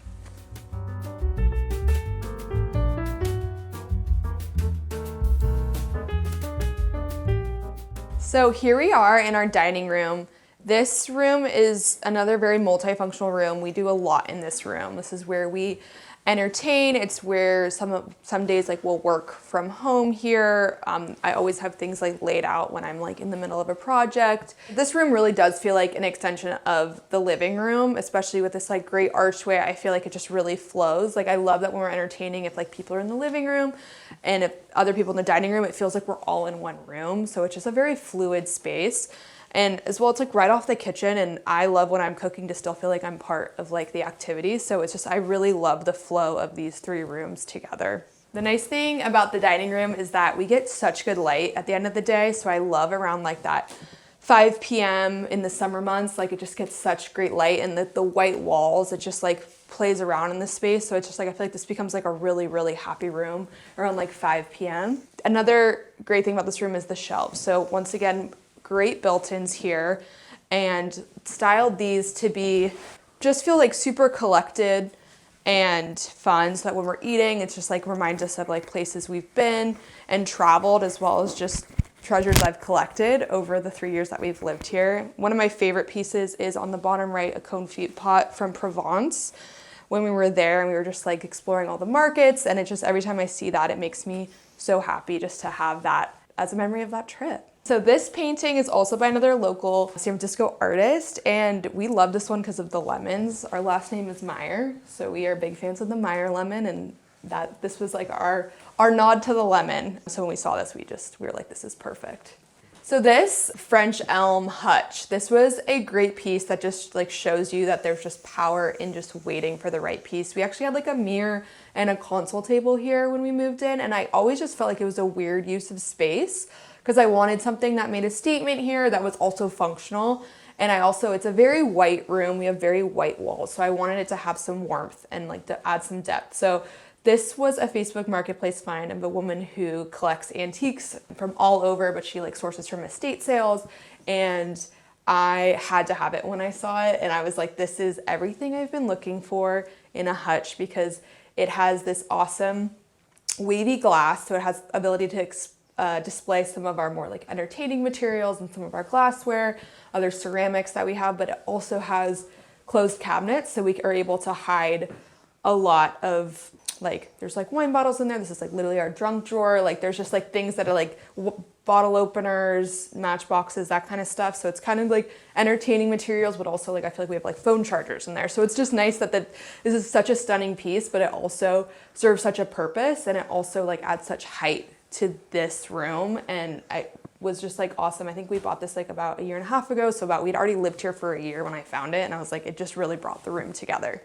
Yeah, when we're entertaining, this room acts as kind of a blank canvas for Becca, which is really cool. So every time we entertain, there's a different tablescape, different flowers, and kind of dependent on the season and which friends we're having over. So it's really cool to see her transform this room just through things like the tablescape, the flowers, and other things. So this room will oftentimes on Friday, Saturday nights look very different than it does right now. And I think playing off the neutral colors of this room is really fun for Becca, because you're able to transform it into a really cool, fun dining experience and entertainment experience for our friends. Becca and I originally had very differing tastes. That just being, in my days in the city, I didn't have any kind of taste. I didn't know what I liked. I didn't know that a living place, a home could be a place that reflects your style and rejuvenates you. To me, a home meant a place to lay your head at the end of the day. So it's been an evolution of my style, and together we've kind of grown what we like and what we don't like. And that's what makes this home so special, is we've gone through the journey together, and then Becca brings it to life in an amazing way. Yeah, I think too, a lot of people are like, oh my gosh, this is so Becca, and like a lot of this is, like, I would say like I'm definitely the one that's like coming up with ideas and concepts for the house, but it's always a partnership, and I'm always like, hey Kurt, what do you think of this? That being said, I have like shown up with a couple Facebook Marketplace finds unannounced and been like, this is our new touch. But Kurt's like grown to love them. But yeah, I mean, it's been a journey. We've owned this house 3 years, and every piece we've taken our time with finishing it, and you know, holding anything we keep and have kept, like even this couch we've had like since 3 apartments, and it's been in this house, and everything's super intentional, and we talk about it, and we make sure like if we're investing in something, it's a piece that's going to have longevity for us, because we just know that we love quality, and we want to make sure that these pieces are going to be with us. So that's why it has to be a partnership, and it has to be the two of us making these decisions. But it's fun too, like as we travel and like even having a baby, it's like I see the evolution of our style, and all of a sudden I'll be like, hey, like when I did Millie's nursery, I was like, I'm really feeling like we should, you know, go with a little bit of a moodier vibe. And Kurt was like, okay, that's really not our style. The whole house is painted white. And it was kind of this conversation of like, no, I think this is like a cool direction, because it's going to be a very, you know, serene place that we're going to be spending a lot of time. She's going to be napping in there, and it was awesome just that we could like bounce ideas off each other, and Kurt could be there to make sure I wasn't like crazy. And yeah, I don't think I've ever made a decision in the house that Kurt hasn't agreed with, or like we've talked about. So maybe a couple, but yeah. But all that to say, this house would look very messy and very cluttered if I had any of the final decisions on the design of it. So I feel very fortunate to be living inside Becca's brain essentially here. All right, and now let's head to the kitchen.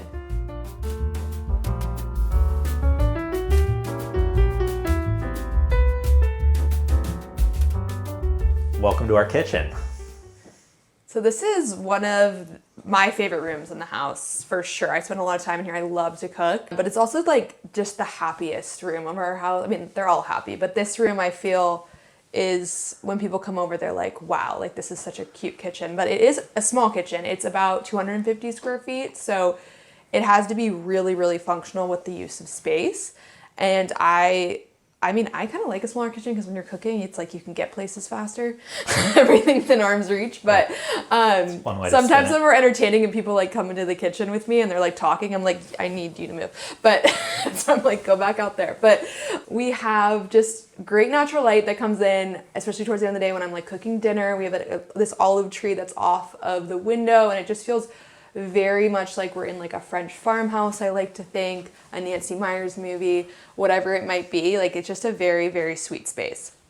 And I would say like the number one thing that this kitchen is known for are the stained hardwood checkerboard floors. And it's just a very fun play on the hardwood floor, where it adds this just charming, pulls at the heartstrings feeling. I feel like no matter who comes over, they're like, oh my gosh, these floors. And I love that with the stain, you can still see the wood through the green checkers, but it just adds just a fun layer without it being like a checkerboard floor. So very, very sweet. The rest of the kitchen's pretty neutral, and it's just been a great space for me to style and play with like different kitchen materials. I love to style kitchens as a designer. I think kitchens are my favorite room to design, period. But for styling, because as a cook, I love to bring form with function. So I love things like these cutting boards. Like it just looks really pretty and adds layers to the kitchen, but it's like super functional. Like I'm using these cutting boards all the time, especially like making charcuterie boards for guests and all that good stuff. But like when you look at it, I'm like, oh, this just makes it feel like I'm in the French countryside or something like that. Another thing that I'm known for, or I'm just a big advocate for, is lamps in a kitchen. So you'll notice I have 2 lamps in here, and that is just my favorite way to bring an ambient light to the space and just make the kitchen feel super cozy when we're like doing the dishes at night or after the baby's down. It's just like having the lamps on like a candle. It just feels so great in here. And I think especially when you're in the kitchen, majority of the time we spend here is at the end of the day. I just love being able to have lamps on. So I am a huge proponent of anyone adding a lamp to their kitchen just to add that cozy element to a space. So the glass cabinets, we bought these with the house. So when we moved in, I was like, oh my gosh, I can't live with glass cabinets. That's crazy. I can't have everyone looking at all my stuff. But when we bought this house, we weren't really able to make a ton of renovations just because we were like stressed ourselves when we bought it. So I was like, all right, I'm going to embrace my Nancy Meyers self, and I'm going to make these most beautiful styled cabinets, but we also have to have these be all of our plates and all of our glassware. So it's been a fun project of like making things that we use every day be beautiful. And that's something I really believe in, is that when you're reaching for a glass, like it should be something that makes you happy. And I love that like everything we have is on display, and it just adds another layer to the kitchen. So I've become like actually a huge fan of glass cabinets in a kitchen since then. I feel like I've come a long way, but sometimes we have a couple like dorky mugs that we've gotten at like a gas station on a road trip that those have to go in another cabinet. So get to go with the Italian ceramics. But yeah, we still have stuff that makes us happy, but this has like been a very fun exercise for me in learning that you can have form and function together. Every Sunday, Becca roasts a chicken, and she makes it a little different every single time, but that's something that I always look forward to, is on Sundays she'll roast a chicken, and she'll use some of the herbs from our garden to flavor it, and that's just one of our traditions that I love. So on Sunday afternoons, the kitchen's always a really happy place where Becca's at work on our roasted chicken. Yeah, I love like that experience of cooking, especially when like slow cooking something, how it makes the whole house smell like it. Like that's my like favorite thing, is to roast a chicken or slow cook short ribs, because it's like just such an experience that just amplifies our house and just makes it feel that much more cozy and just like us.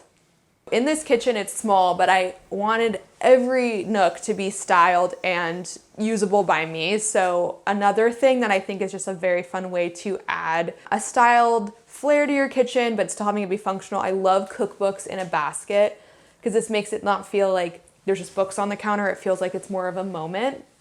And you can see throughout our house, like I love using books to style anything, and the kitchen is no exception. It just adds this really lived in feel that I love in a kitchen, because like as someone who spends so much time here, just like every corner when I'm grabbing something, it makes me so happy.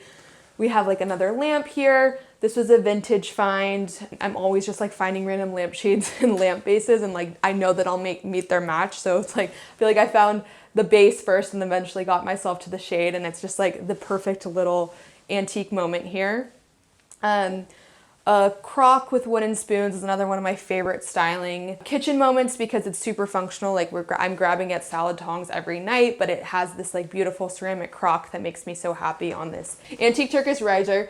And I just love like the juxtaposition of the wood with the ceramics. And another thing I love encouraging people to get for their kitchens, or when I'm working with clients, is I love pepper grinders and just any type of like pepper mill, a really sweet olive oil bottle, because those are things that you reach for every day, but they can be these really special moments and feel very curated.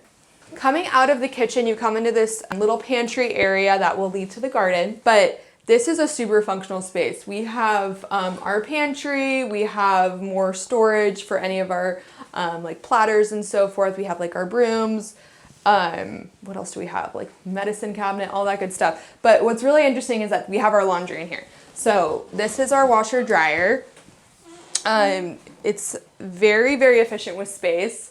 And I think this was just like something when we were looking at the house, I was like, it just felt like very European to be like, have this like sweet small laundry area off of the kitchen. That being said, I think in our next house, we're looking forward to a slightly larger laundry area, but it's a very efficient and awesome use of space in such a small house. For couples that are buying their first home, I think the first most important thing to do is to align as a couple on what you care about, and then you can kind of zero in on where there will be give and take, especially with a first-time home buyer.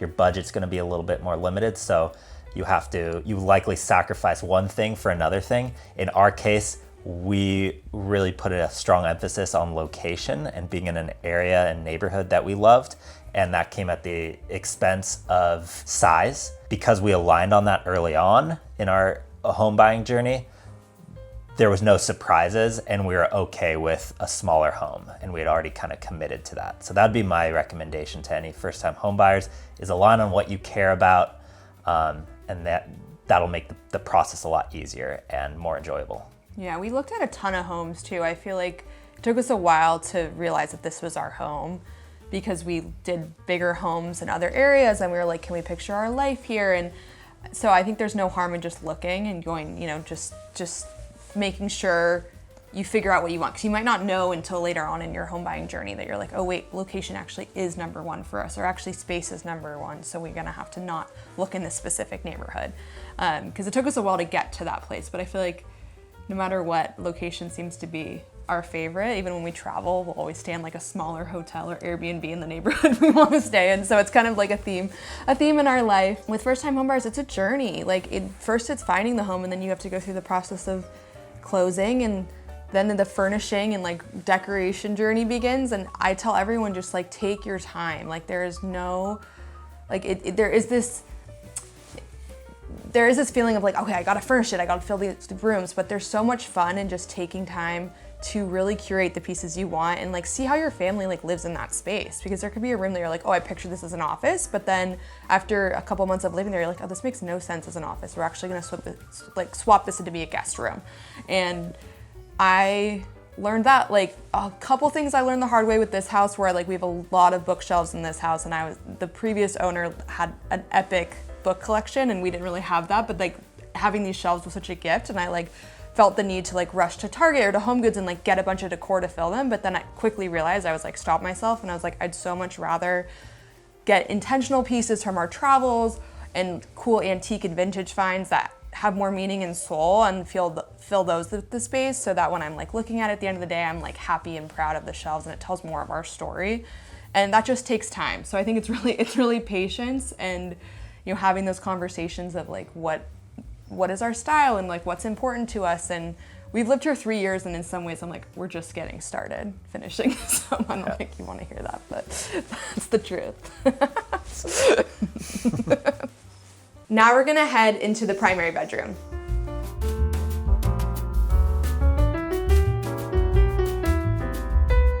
So here we are in the primary bedroom. So this room is on the smaller side, but when we bought the house, we were like, we want a king bed. So that we were adamant of having a king bed, and we made it work. And I think like this is the room we're primarily sleeping in. So it is just a very like relaxing, serene space with a really nice bed, which was something that when we bought the house, people were like, you're not gonna be able to get a king bed in there, and we did. We made it work, but what I love about this room is it never feels small to me, because it's just an extension of the garden. We have this beautiful garden view. We always have the window open, like I feel like almost year round, except when it's raining, and you get like beautiful smells of the garden, and also just this great view. And like the rest of the house, just kept it super neutral in here, so you could just feel like the garden just pop off the white walls and the neutral bedspread here. So this is just a very happy room. I love what we've done, because it's really just a simple space. We have the bed, and then we also have these awesome vintage lamps that are giant. And the rule of thumb is usually you don't want your lampshade to be bigger than your nightstand. However, broke that rule because I had to have these lamps. I got them off Facebook Marketplace, and I came home, and I'm like, the texture that these have, they have the woven detail, the pleated shade, and it just plays off of the other woven elements in the room, and just it has these awesome cozy light that comes out of it, because it has like this really thick shade. So when we're in bed at night reading, it's just like a really, really serene vibe. This piece of art is actually a paint from a local painter who painted the Marin Headlands, which is just like 20 minutes, not even 20 minutes, like 10 minutes up the road. So we love this piece. It just reminds me of like our weekends. Like you'll always see us just like taking the dog and the baby hiking, going to see the beach.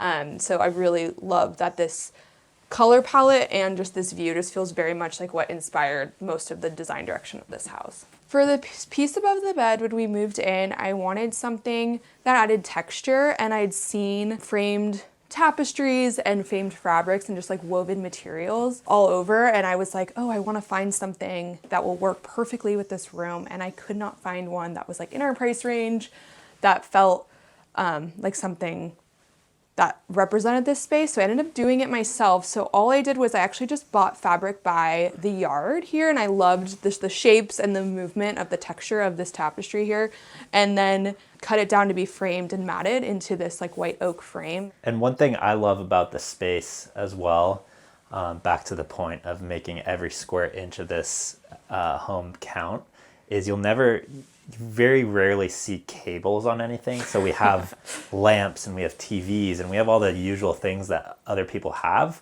but we make an effort to hide the cables just to declutter and make it a really peaceful environment. So I think that's just a small touch that really helps. All right, let's go next door to see Millie's nursery.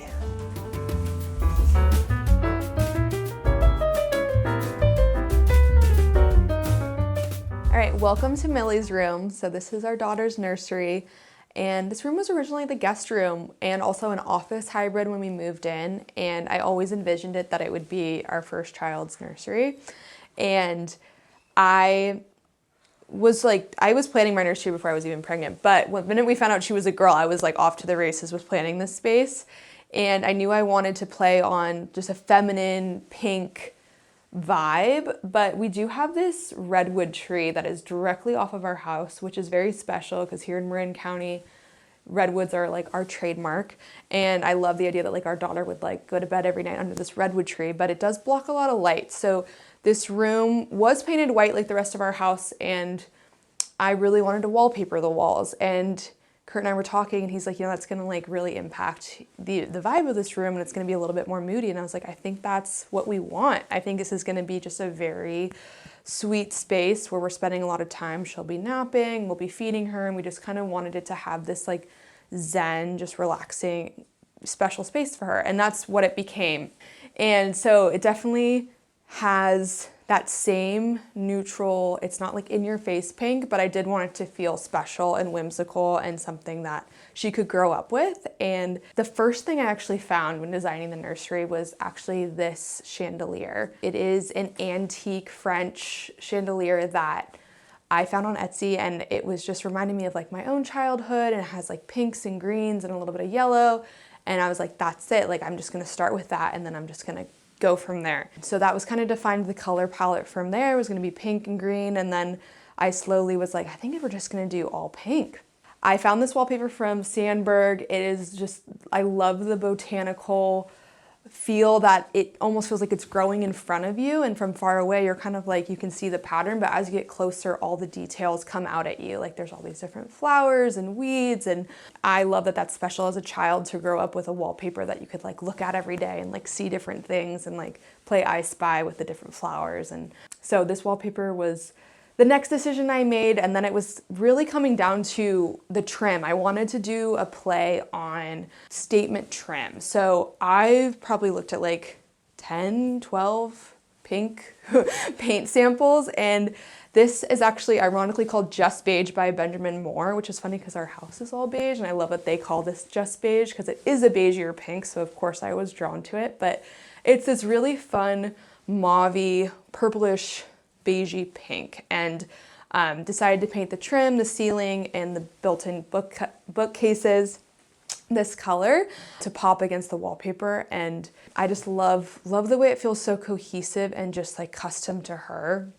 So much of this room, like the rest of our house, is inspired by antiques and by vintage treasures. Millie was popular in the 20s and 30s, so it kind of had this like almost like grandma core like vibe to it, where I was like, okay, like I already felt that this nursery needed to have this like timeless feel to it, and this wallpaper did feel a little bit like it could have been really popular, in the mid-century, like even like 20s, 30s, like when Millie's name was popular, even though it is rising in popularity now. But I loved that I kept coming back to antique items. So once I kind of landed the wallpaper and the trim color as well as the shelves, I found a couple things. These plates were from different places. Some are from Etsy, one is from an estate sale, one's from a flea market. And I kind of picked them up separately, and they all just go together so well, and they have this like fun pink and floral element, and it just felt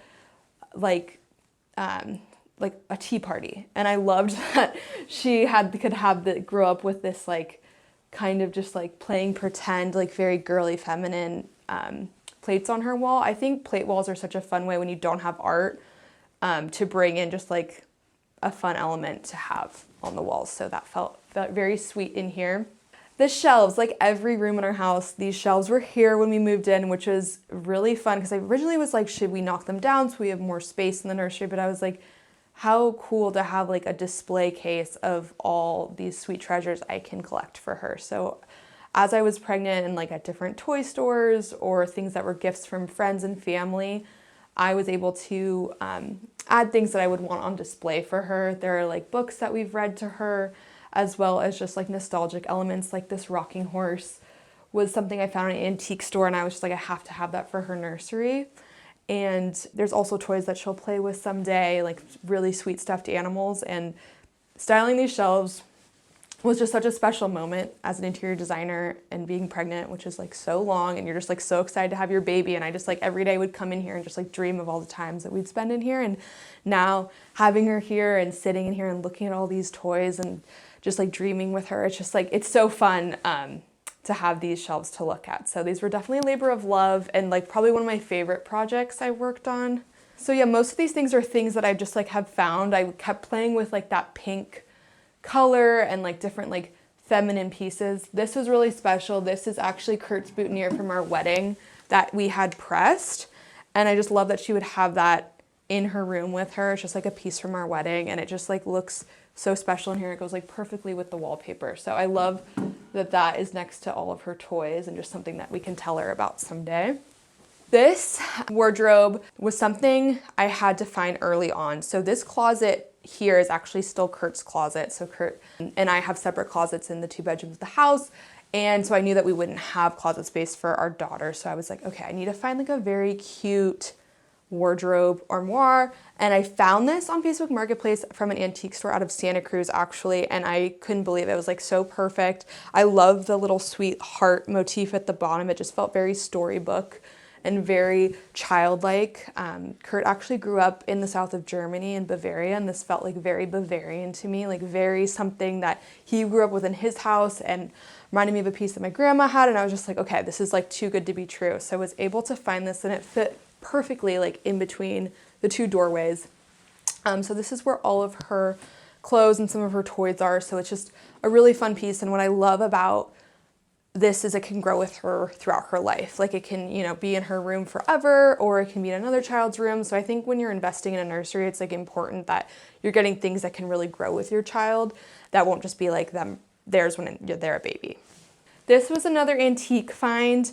I did not want to get a traditional changing table. I really did want to get a dresser that could grow with her and be in her room for however long she wants it to be there. So this sweet changing basket sits on top of this, and then it can, you know, go to another kid or be in her room, but without being like a traditional changing table. It also has great storage. These drawers are where we keep like diapers and all of like some of her other clothes, burp cloths, all that good stuff. I think just having a antique item in your child's room is so great because it's just very durable. This is real wood, it's nice elm, and I think it's just something that like it can patina and age with her, and it's very beautiful, but I'm not worried about it getting kind of rusted up. Other thing when designing a nursery that I think is critical is like comfortable seating. I know that as a designer, but also now as a mom, I'm like, oh, you really need a nice place to sit. You spend a lot of time feeding, rocking, even sometimes now with Millie in her crib, one of us will sit here with her as she falls asleep. So I love this chair. It's from Namesake. It is like this beautiful boucle glider that is actually a recliner too. And when Kurt first sat in it, he's like, oh my gosh, can we have one of these in the living room too? Because it's so comfortable. But it's just been a great piece for this room that I've spent a lot of time in. And I also just love that it's a great neutral color, and it is a really durable fabric. So it's been with her like spitting up and just like milk and all that stuff. It's just been easy to clean, which is another thing with kids. You want things to be functional and able to clean. That's key. And so this is Millie's crib. So this is probably the one piece that isn't vintage or antique. This was a new crib, but I loved that it had these like sweet spindles and it felt kind of vintage inspired and went with the rest of the vibe of the room. It just felt very sweet and special. So the art here are these botanical prints that I wanted to get framed in these like lovely brass frames. And I love that they play off the wallpaper. It's just like, she has these like, she has the garden view out her windows. And I love that this all just feels like it's like her little secret garden in here. This is a Turkish rug. I purchased this like around the time I bought the chandelier actually, because I wanted something that had a lot of color in it. I actually had not picked the wallpaper at that time, so I actually was like unclear what direction I was gonna go with the walls, but I love that there was just a lot of color and dimension in this, that I could go any direction.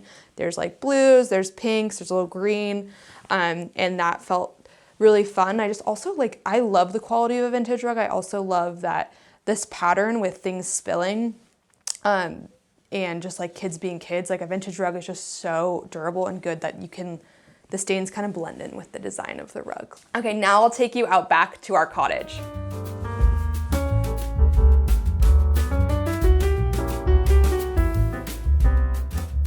On the way to the cottage, I wanted to show you our garden. So this is like our second living room, I'd say. Like, we spend so much time out here.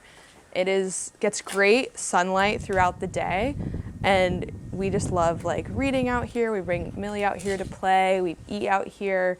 It's just like such a great extension of our house. The former owner of the house was an avid gardener, so we inherited a lot of her original plants, but we've kind of added our own flair to it and made it our own, of removing a few things and adding a few things, but this is a really happy place for us and a little sanctuary, very peaceful back here. Yeah, it was such a gift to inherit mature plants and mature trees and just be able to layer on top of the existing beautiful garden. If you know anything about gardening, like starting from nothing, it's always a very daunting process. You'd be very patient, but for us, it was like we were already starting in such a great place. And there were so many plants here that both of us grew up with and just like felt very drawn to. Like when we toured the house for the first time, we saw that it had a Meyer lemon tree. We're like, oh, it's too good to be true. Us being the Meyers, so we knew we had to have it. So we love having a lemon tree. We also have our herb garden over here. We're growing tomatoes right now as well. I love to cook, so having access to fresh herbs is just such a gift and something I've always dreamed of. And we also have this like 30-year-old Japanese maple tree. It is stunning and just like offers a great canopy of shade, so that when we have people out here, we don't always have to be sitting in the sun. We actually like don't even need an umbrella out here because we have such great shade options.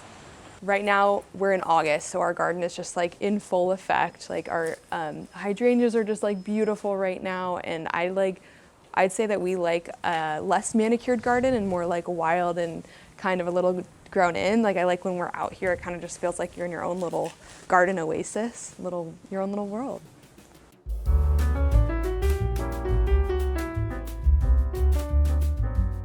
We're standing in our cottage now. This was originally the garage that the previous owner had converted into a guest cottage. So we are very lucky to have this space because it really serves as a lot of things for us. This couch is a sofa bed, so it pulls out into a queen size mattress, which is nice for when we have guests stay with us.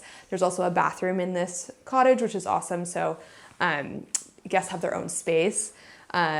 One of us is always like working in here. This is also our office space and workout area. We have the Peloton and some other workout equipment out here. So this is really multi-purpose, and you're just like off the garden, and it's like a very sweet little room. And every time we have guests stay with us, I feel like they're like, oh, this is such a special area. Like we have this awesome peaked ceiling, and you have like the plants of the garden and all the beautiful flowers right off of you. So it feels like you're just in your little Marin cottage. So this room, I feel like we had a lot of ideas with this cottage. We wanted it to feel different than the house, but one thing we're inspired by is like the West. We were both born on the West Coast, and we spent a lot of time road tripping around Utah, Montana, Wyoming, and we really felt like this should be kind of like our cowgirl room, but you know, that's loosely interpreted. But the one thing that we did definitely want to hang here, which I think is like the perfect spot for it, is this cow skull that we actually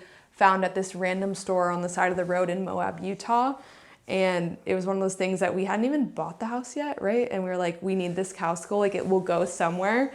And I think it's just like the perfect area for it to hang. And a lot of the other art in this room, I kind of like was like leaning into more of the Western vibe, still in the neutral palette, but wanted it to feel just kind of like our more Western side.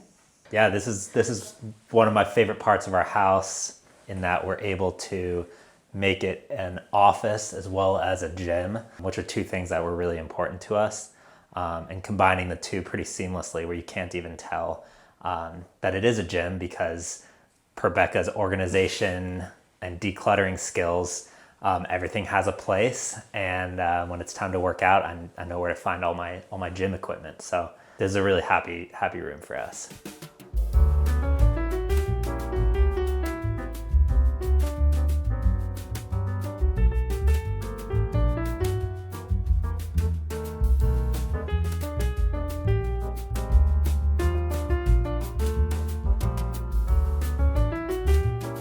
So what does home mean to me? To me, that the answer is fluid. I think it changes as our lives change and grow and evolve. When we first moved into our home meant a place to entertain and have our friends over. In more recent months, we place a higher value on rejuvenation and charging our batteries. So currently, home to me means a place where I can come and have my batteries filled. So to me, a home can mean a lot of different things, but ultimately it's reflective of what you are going through in your current life and how your home can help you build a better life based on whatever your values are at that current time. And Becca's done such an amazing job of creating that for us at our different stages of life, from first moving into our new home with limited furniture to now raising our newborn baby girl. Yeah, I think for me, it's a backdrop of your life. So I think that no matter what, your home is going to be where you are every day, and it just has to be a reflection of you and help tell your family's story. And that's why I'm so passionate about what I do and making our home feel very special, because we're here all the time and it's just where we come back to, and it just makes us so happy.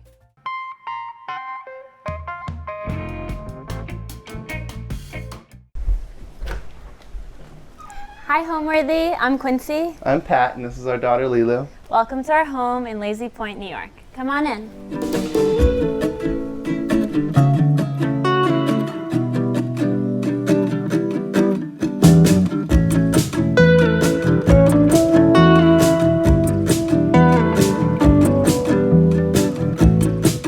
You're watching Homeworthy, where we believe every home has a story.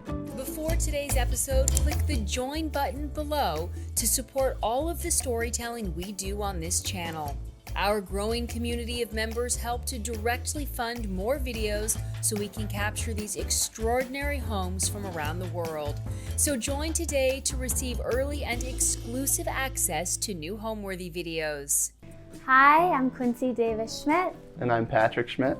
And we're at our home in Lazy Point, New York. We bought this home a few years ago and we did a full gut renovation. It's really wild to see how far it's come and how different it is now, and how we've made it fit to our lives much better than it was. So it's a very, very local community, which we both really loved, and I think it's really special to raise our daughter here. It's a very nautical neighborhood, for lack of a better term. There's a lot of fishermen around, a lot of boats. It's a very unique neighborhood. We're both former professional surfers, and this house is just across the street from the water. We're actually on the most narrow part of Long Island, so we're close to the ocean side as well, at a spot that we both love to surf. So we're very fortunate to be where we are. So the way that we met is a long story, actually. We both surfed in the same competitions growing up, but I was actually a fan of Quincy's before she knew who I was. And then later in life, we had the same sponsor, so we got to do some traveling together. We had a lot of mutual friends, and we were fortunate enough to travel the world together as friends before we even started dating. So Yeah, and I'd say when we were younger, we were at a lot of the same contests. We both lived on the East Coast. Pat's from New Jersey, and I'm from Montauk, so we were in the same circle, I would say, for forever. yeah, Then we became really close friends, and then we got married. the rest is history. My surf career was very cold water focused, so I liked to go to places like in Europe and Scotland, Morocco. Oh yeah, I'm a tropical She's a gal. tropical girl. We just went to Fiji actually together as a family with both sides of our family, which was really cool, with Lilu when she was 4 months. Yep. That was really special. Yeah, but we've been to Hawaii, Australia, went to Byron Bay. Indonesia, Tahiti. Yeah. Been a lot of places together. We surf less now that we're new parents, but we still get We're out trying. there. Yeah. This time of year is pretty slow for waves, so once the fall kicks in, we'll be surfing a lot more. Welcome to our home. This is our living room. This living room actually originally had very low ceilings. It was even lower than where the pitch of the ceiling comes down, about where the kitchen ceiling is. So we were able to open all of this up a lot, which helped because it was very important to Quincy to fit a ginormous couch in here, which was pretty overpowering for the room, for the size of the room. But being able to open up the ceiling like that helped a lot. We are very cozy nighttime people, so the couch was very important. It is. Yeah, I love a big, cozy, fluffy, cloudy type couch. And this couch is it's from Sixpenny. It's a slipcover couch, so we originally had a different color on here, and which I still love, but I love you can switch it up, and I feel like that, I don't know, this color felt really calm. And yeah, we have a ginormous dog who does like to come on the couch too, so we need a big couch. To fit all of us. It was mandatory. Yeah. And this coffee table is very much my style of carpentry, even though I did not make it. Yeah. It goes very well with with where our daughter is at right now, with learning to walk and grabbing onto everything, and everything's round, so it's perfect for that. But it also has a little bit of a feel. The top, at least, has a little bit of a surfboard feel. When I look at it, it's like it looks like it's inspired by an old surfboard, so it goes really well with the space. It's very surfy themed in here. It honestly couldn't be perfect for our daughter right now at this stage. She's like climbing up on everything, and it's safe, and I don't know, I love the color. It's perfect for here. Yeah. This console table we actually just got from a friend who was moving, and they had really cool stuff, and so it's super old. I think it's vintage and really heavy duty, heavy wood. Heavy. Solid, yeah. Very heavy. It's staying there forever. We're never moving it again. It's here forever. Well, we added in some cool coffee table books. I really liked the pink with the tone of the rug and the couch. This is a friend, this Lay Aloha book. Meliana, she's from Hawaii and makes really beautiful lays. And I used to have a store in Montauk, and she came and did a really cool pop-up. And then this book was a baby shower gift, mother and child. It's a really cool book. This is a artist, J.B. Blunt, that I'm very inspired by for any sculpture work that I'm doing. He works with heavy, chunky, rounded pieces of wood. Yeah, he's was a very well-rounded artist. Yeah, your pieces. Ceramicist. He's did really cool. His house is amazing, and these are two local architects that I am very inspired by as well, and hopefully we'll be able to work with someday. Photo above the sofa is a friend and photographer I've shot with before, actually. Her name is Anne Menke, and she has really, really cool photos from around the world. And yeah, I love the blue in this, and I think it really fits the vibe of the space, and she's a friend, so it's really cool to have one of her pieces in here. The light fixture is from Lulu in Georgia, which is a company I really love, and we have a few pieces from them in the house, actually, the coffee table as well. It's really oversized brass, and I just thought it was really cool. And it swings around, so it's awesome. And it comes off too. Yeah, it comes really far off the wall. Yeah, it comes really far. And yeah, we kind of usually have it pointed at the wall. It creates like a really nice lighting in here. And it fills that corner space really well. Yeah. The articulating arm when it's set against the wall fills it. It's like offset, but it fills it in a really cool way, I think. Yeah. I really, really love the color of these pillows. They're beautiful, and they go well with the art on the wall. And they're from one of my favorite stores on the North Fork called Lido. She gets them all handmade in India, and they're just so soft and cozy and oversized. I'm obsessed with the color. And then the rug is from another favorite brand called Armadillo. It's super, super soft. I love the texture. It's cozy. Our daughter loves it. It's like heaven on your feet. Yeah, it's really, really, really soft. I thought the color was cool. It's called Mushroom. And yeah, I think it's perfect in here. It has these cool tassels on the side. As cozy as we could make it in here, I feel like we did. Also, this throw is from the same store on the North Fork, Lido, and they just have really, really beautiful textiles and pillows and rugs.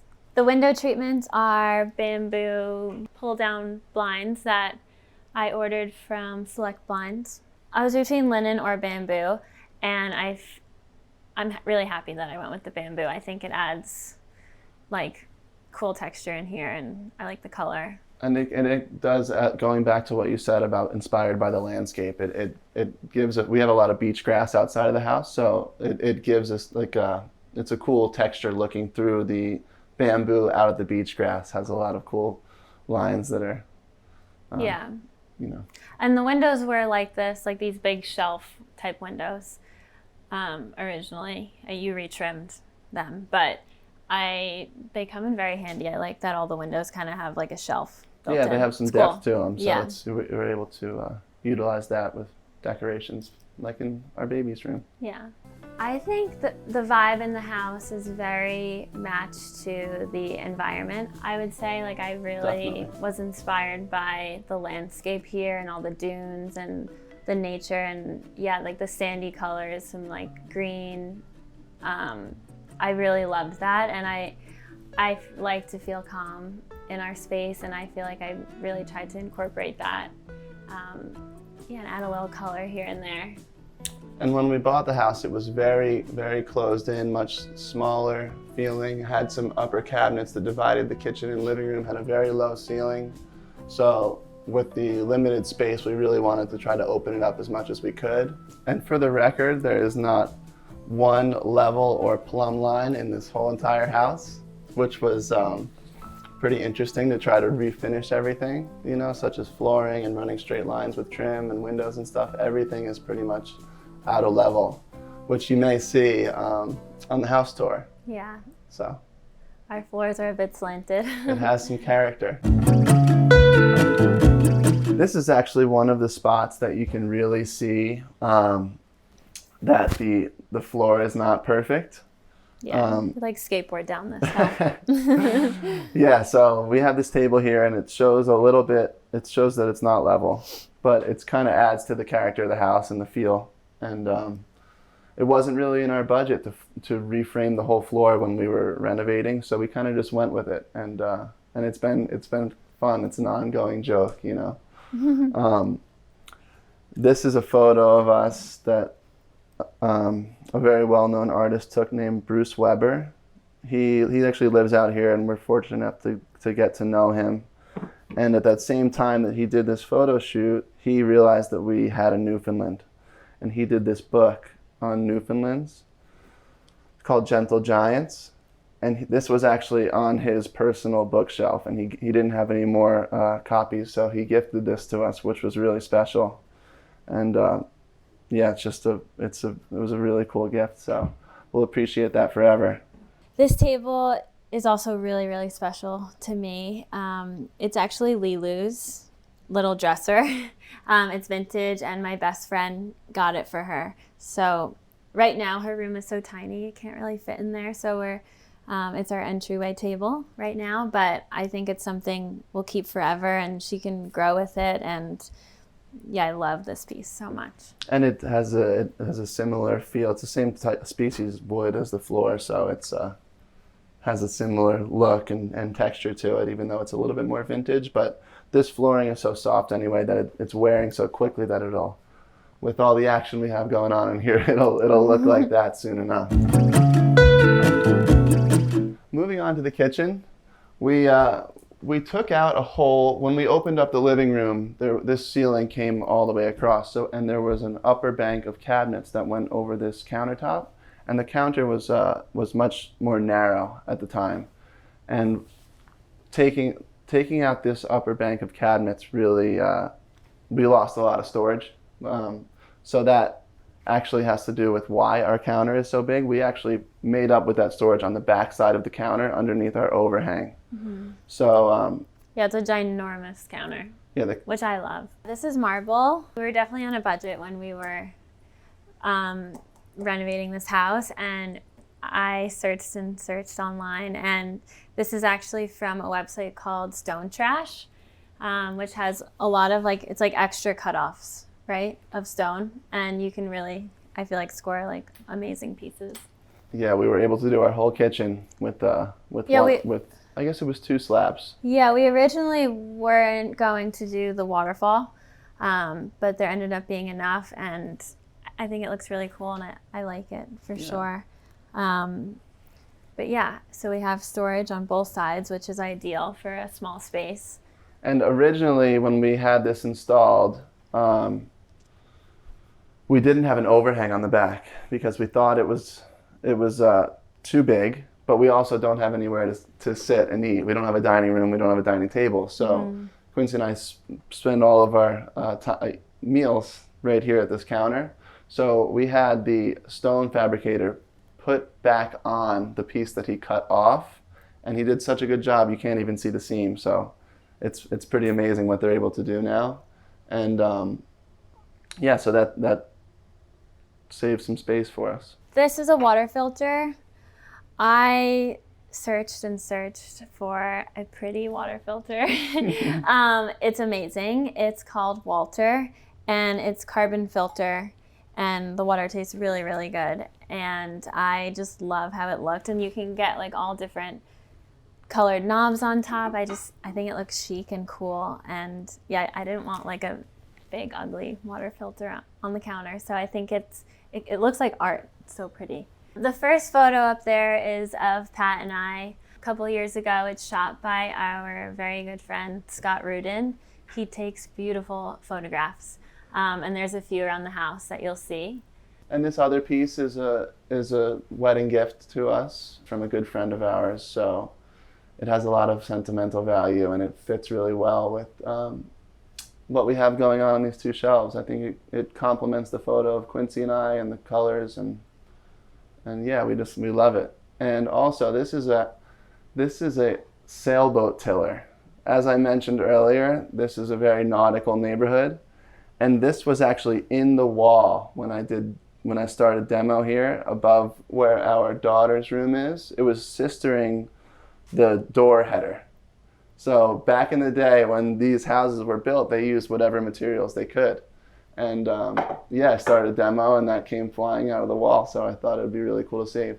And this is actually this is something that we found in the demo as well. It's a piece of sea glass that has a sailboat carved into it. Those are 2 things that we found during the process of renovating this house, so pretty cool. And yeah, and then we have a couple cutting boards that I made, and some Casual. yeah. I love that really big one. This is a pendant from Lulu in Georgia. I like the color of it. I think it's like it ties in all the other neutrals in here, I'd say. And the scale of it's perfect. It's not too big. It's not too much space to take up here, so it works really well for the space. This piece we got a few years ago. It's a vintage cupboard. that we got from the North Fork, and we went and picked it up, and I fell in love with the color immediately. And you definitely got to be quick with this spot. They post on the daily, and I was obsessed. I needed it.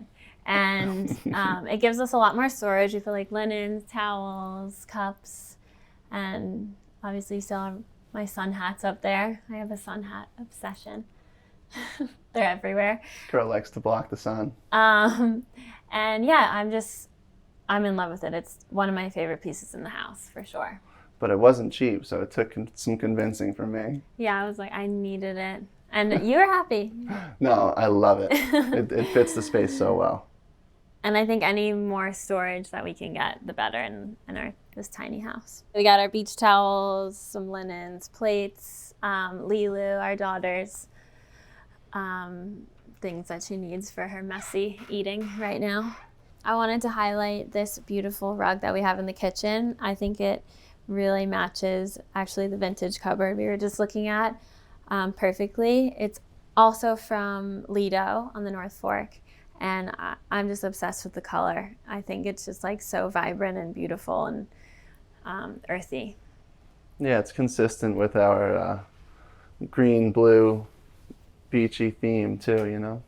This is Lulu's high chair. It's from a brand called Cybex, which makes really awesome strollers and high chairs and other baby equipment. But I thought the pink was so adorable, and I don't know, everything cute. She loves it, and it's the best. And it's very easy to clean, which is great. Yeah, it is very easy to clean, which is a must. Yeah. This is a sculpture side table that I made. It sort of resembles a mushroom, but the base is beech and the top is ash. And I carved it with a chainsaw and then let it sit outside for a little while to sort of age and crack and warp, and then we brought it inside as one of our side tables. We call it the mushroom. The mushroom. I lied before and said the cupboard was my favorite piece in the house, but this definitely is. I'm obsessed. She's too nice. Off the main living space, we're gonna go into Lilu's room. Our daughter is tiny, but she doesn't need much bigger right now. Lilu is our new baby girl, and she is 9 months old, and she's the best. We love her. But this is her crib, and this is from my best friend. Actually has a really, really cute little kids store in Montauk called Honey and Hive, and they carry this brand from Paris, and I was obsessed with this crib. And it was a thing. I love how airy it is, and it just looks, I don't know, I liked it a lot more than the traditional cribs with the bars. She loves it. It's from Charlie Crane is the name. And then this is our little chair that we give Lulu her bottle in and get all cozy before bed. These photos on the wall, Pat took actually. Yeah, that's film, right?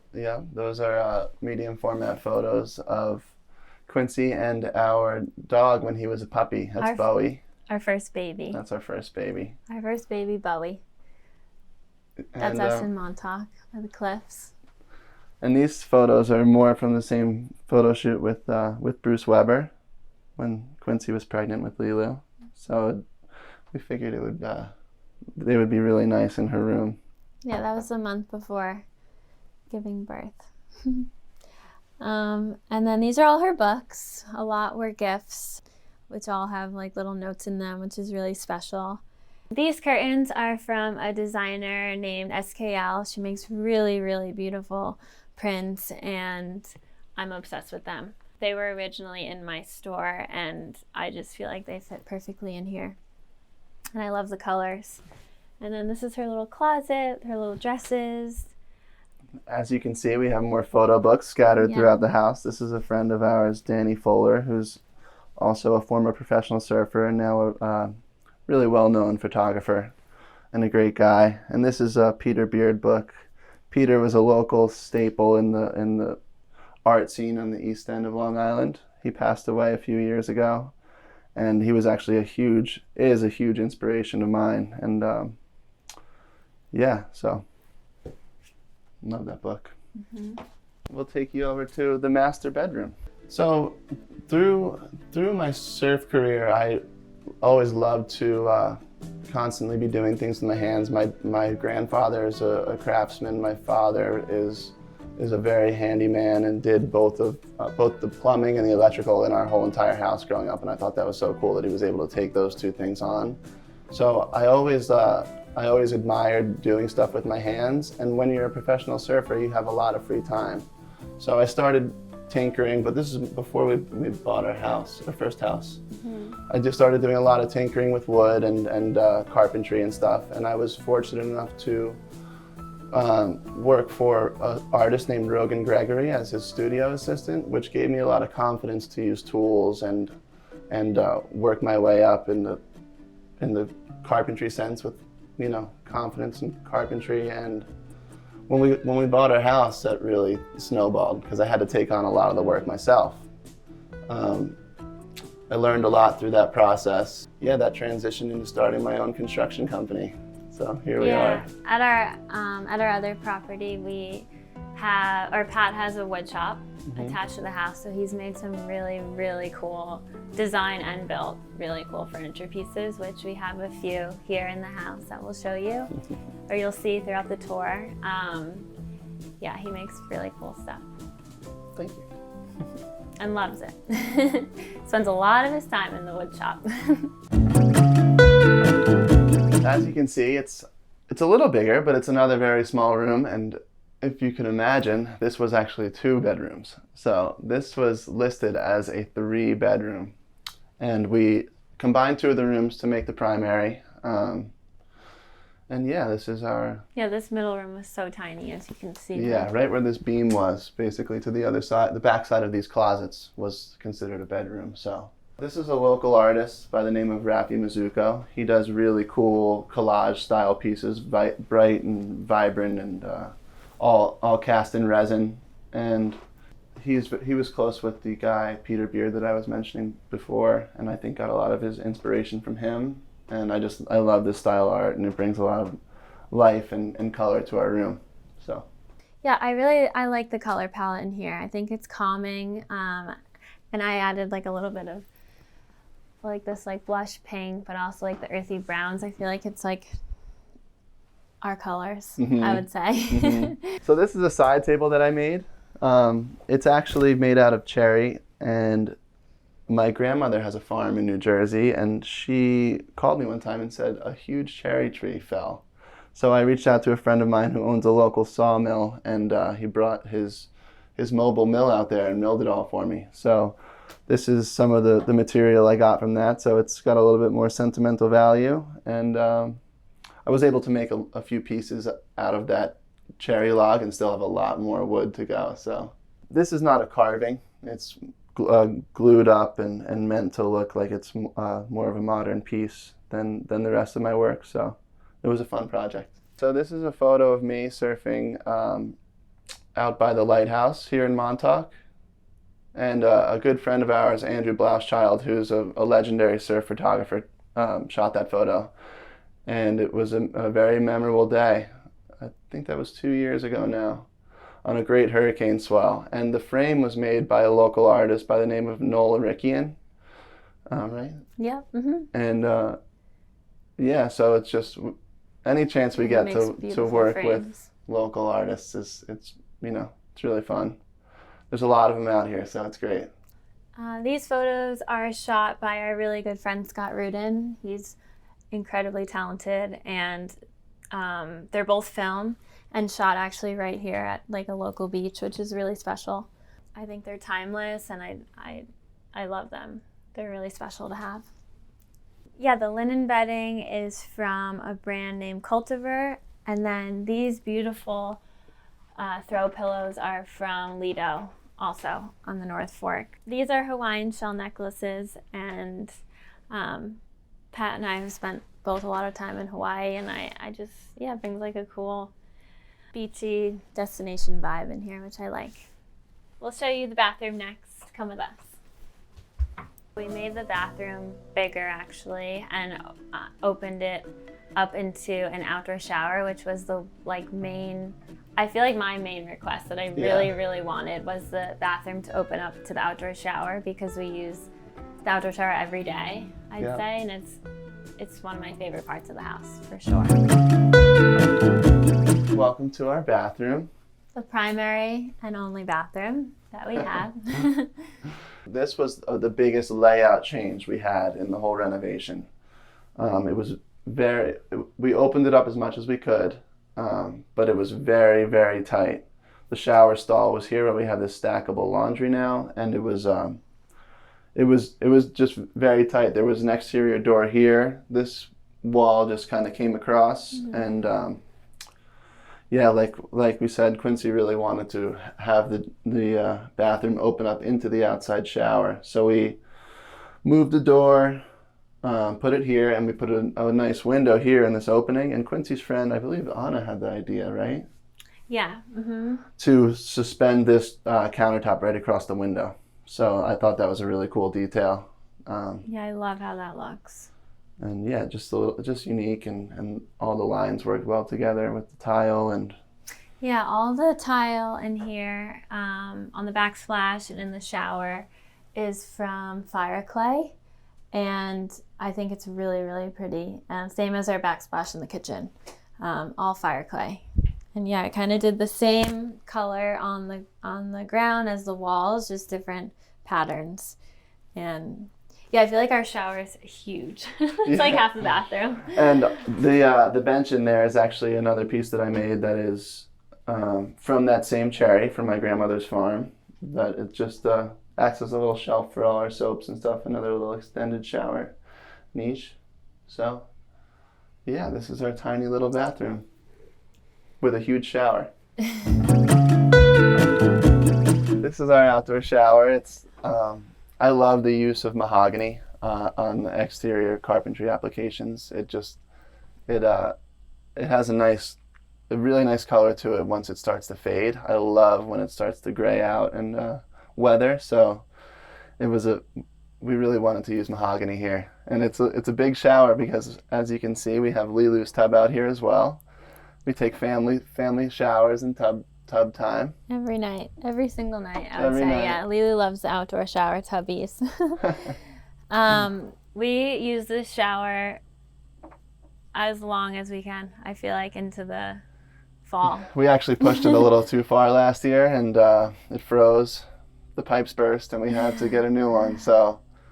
Or parts of a new one at least. So maybe we'll cut out the outdoor shower a little earlier this year. There's nothing better than a summer outdoor shower, I think. So our outdoor shower backs up to our surf shed, which we'll come show you now. As you can see, it's pretty bare bones, but for our lifestyle, we have the necessities in here. We have all of our surfboards. We're fortunate enough to work with a really good friend of mine by the name of Charles Mansell, who makes all of our boards, both Quincy and I. And he's a very talented shaper. He likes to spend time. He lives in New Jersey and works in New Jersey, but likes to come spend time out here with us and surfing the waves that we have to offer. So yeah, you'll see a lot of his boards out in Montauk these days. Yeah, they're the best. Yeah, so we have our quiver of surfboards here. I have some fishing rods and all of our wetsuits, some beach gear and some tools. Extra stroller when we need it. Yeah, this is a lot of our storage too. And our bikes. So it's pretty basic, but it's a perfect necessity for what we need in the summer. Lilu doesn't have her own board yet, but she will someday. For now, she uses Dad's big pink mega fish over here, which is out in the sun because it doesn't fit in the shed. Yeah, actually, Lilu caught her first wave with Pat a few months ago when she was 5 months. Right on that board. Yes. Yeah. She had a little wetsuit on.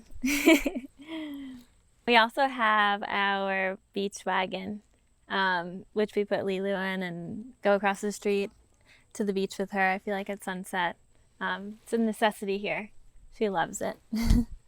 This is some of my fishing gear, and Quincy thought this was styled, but this is kind of just how When I have loose lures or jigs or plugs hanging around, I'll just stick them right there when I don't have a tackle box to put them into.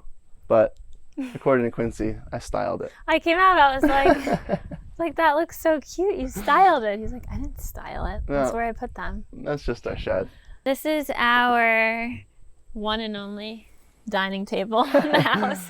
This table's from my mom. She's had it forever. It was at one of her houses she sold a few years ago. I think it's cool. But we have a dream of having a screened-in porch out here for sure. Yeah, that's so the next. Living in this dunescape that we have, there are some some bug issues that will come with that certain times out of the year. It's really only probably July, end of July, beginning of August. It's a very short window, but we do get some pretty bad mosquitoes back here. Mm-hmm. So the next big step for us is putting in a screened-in porch living room back here, which we started working on plans for. Now we're just working on the budget. Hopefully it can happen sometime soon. Yeah, we eat out here a bunch. As it is our only table in the house, so it's good. We got Lilu's high chair for outside too, and we grill back here, and it's perfect for the summer. Being that we're in an 800 square foot house, it's really our only spot to entertain. So whenever we have friends over, this is where we'll be. Linen tablecloth, and actually this runner is from a friend from Destination House. They actually do really cool beach picnic setups now. They're awesome and creative and cool. Girls, I'd say. Yeah, they're badass. Yes, but this was a gift for our wedding. And then these are just some beautiful hydrangeas, which I love and kind of are everywhere this time of the year out here. Mm-hmm. Just classic and beautiful. This outdoor piece we got, sometimes there's like really cool estate yard sales out here, right? That's where we picked this up, and you can really score, which I think we got that table as well and this cool piece. It's nice to lounge back here and hang out. I'll hang out with Lilu out here, have my coffee in the morning. Yeah, the area that we're in, you can have some really cool garage sale finds around here. There's a lot of real estate moving around, a lot of people selling, buying, building. So garage sales and yard sales are big out here when you're trying to score new pieces. Yeah, you gotta go early. Yeah, you gotta get there early. Yeah, the pergola trellis, whatever you want to call it, was our cool little side yard entryway, and also where we hang our wetsuits after surfing. Yeah, it's definitely cleaned up back here right now. I personally actually love how tiny it is. That's what I was going to say. I love the size and scale and how maintainable it is. The scale of this house, it's great. Yeah, it works for our family size right now, for sure. I feel like it just felt a lot more manageable, the tiny space. Like you can make a tiny space nicer, I feel like. Definitely more manageable on the budget side too, of things that we wanted to execute and things that mattered to us. Home to me is wherever my wife and daughter are happy. All right, Homeworthy, it was great having you here, showing you around our little beach cottage. Yeah, we loved hanging out with you. But the wind's now offshore, so we're gonna go surfing. See you later.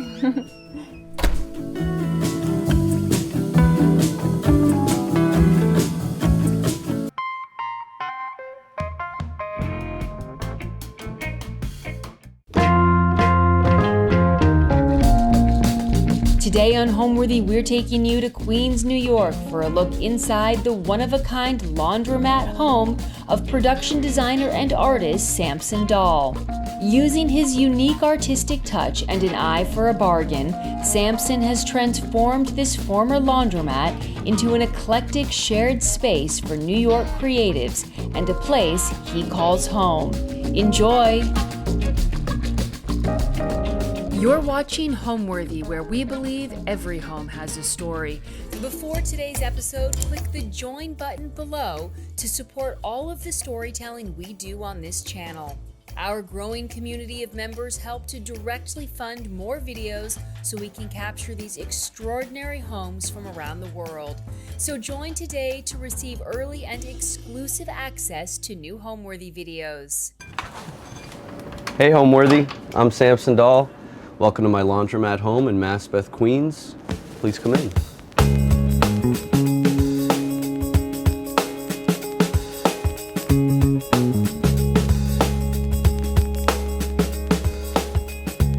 I'm Samson Dahl. I typically work in production and set design. I also throw shows here. I host artists and events and readings, screenings, things of that sort. I've been doing this right here for about 6 years.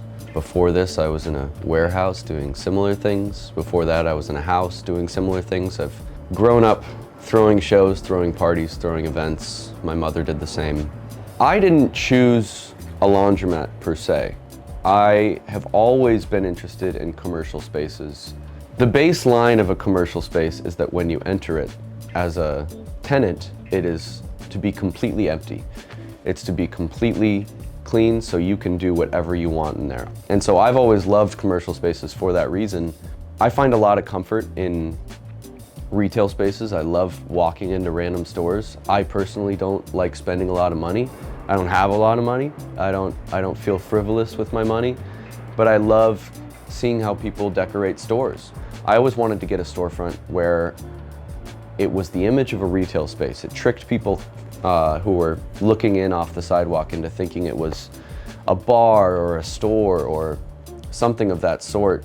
And so they would come in freely. You know, I leave the door open during the day, so they would come in freely and they'd say, "What is this?" And I'd say, "Would you like some tea?" Or "Have you heard this album?" You know, I love tricking people who think that they might have to spend some money into just sitting down and enjoying themselves.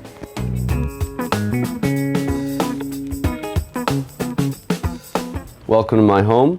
This is Brothers Wash and Dryer, the laundromat. I've had at least 7 organs in my life. I think all free. On Craigslist, they're everywhere. You can find them. My house is obviously littered with knickknacks. If you look right here, there's a T-Rex not particularly enjoying the way that he looks in the mirror, but he's examining himself. He's having a bit of a breakdown. I've got my Cape Canaveral lighthouse always guiding the way at the end of the night. I kiss it goodnight. This is my globe. This is where I decide where I'm going to go next. India, sure. This is the oldest thing I have in here. This is coal from West Virginia. There's a lot of history here, both politically and just in terms of the earth. This is everywhere. There might be a diamond inside. Who knows? I have yet to break it open. It's constantly crumbling anyway, so I guess in maybe 10,000 years or so, maybe it'll be small enough to where I can see the diamond. This is a little cactus pod. These actually pop up all the time, like every spring in different plants around my house, because these seeds are so, they crumble right off, and wherever they crumble, they just, as long as there's water, soil or something, they just keep on growing. It's this incredible kind of succulent thing. I know succulents aren't so in vogue anymore, but this one's gorgeous. These are my records. I have more over there, but a lot of these came from an abandoned car. I've always liked, you know, looking for records, but again, I don't like spending a whole lot of money on anything. So I end up looking for free things or things for $1, and almost all of these, a lot of them being, you know, kind of like classic jazz albums. The Stanley Turrentine. Let's see, we got Herbie Hancock right here. A lot of these came from, oh, lovely, Sonny Stitt. A lot of these came from an abandoned car on Metropolitan Avenue over there outside of a junkyard. It was condemned, it was going to be crushed. And so I would pass it on the way to work, and in the morning, you know, I'd take a couple records. It was like, maybe someone's coming back for it. In the evening, I'd pass it, take a couple records. Maybe someone's coming back for it. 3 days of this, and I was like, okay, this car is going to be crushed, and these records along with it. So I called my neighbor. He came out with his van. We put them all in the van, and they've been here ever since. And it is an incredible kind of archive of black jazz and soul, especially kind of highlighted in Harlem in the 60s and 70s. And there's a ton of New York, Puerto Rican music that I have over there as well. It's like kind of this incredible library of New York, especially Manhattan and the Bronx in the 60s and 70s. And so I'll carry it with me wherever I go next. This evil cat, he's also from the street. When I got him, he had totally black eyes, so I painted these white things to make him like a little bit more approachable. But it definitely gives a lot of people the heebie-jeebies. This is Catman. I made this out of polymer clay. I made this lamp out of driftwood. Driftwood makes great lamps. I'm sure you know, it's probably a Pinterest trend by now, or Etsy or something like this. But, you know, all you have to do is drill a hole on one side and a hole on another side. Get a lamp with a cord, you know, not connected to anything, and just run the wire right through the thing, reattach it up here, and you have a lamp that can be styled in many different directions. And of course, the motto of my life, children are the treasures of life. It's beautiful 1960s felt. I think someone colored it themselves. It must have been some sort of a thing that you got from Kohl's or some like store, Sears, in the 60s. I think this is from Peru. This is also found on the street. I love woven stuff. I love needlepoint things. You know, there's a few of them around here. Anything made by hand, like kind of like textural paintings that aren't even made with paint, that aren't even made with messy materials. They're made with just fabric. It's just incredible to me. One of the greatest albums ever, never mind the bollocks, Sex Pistols.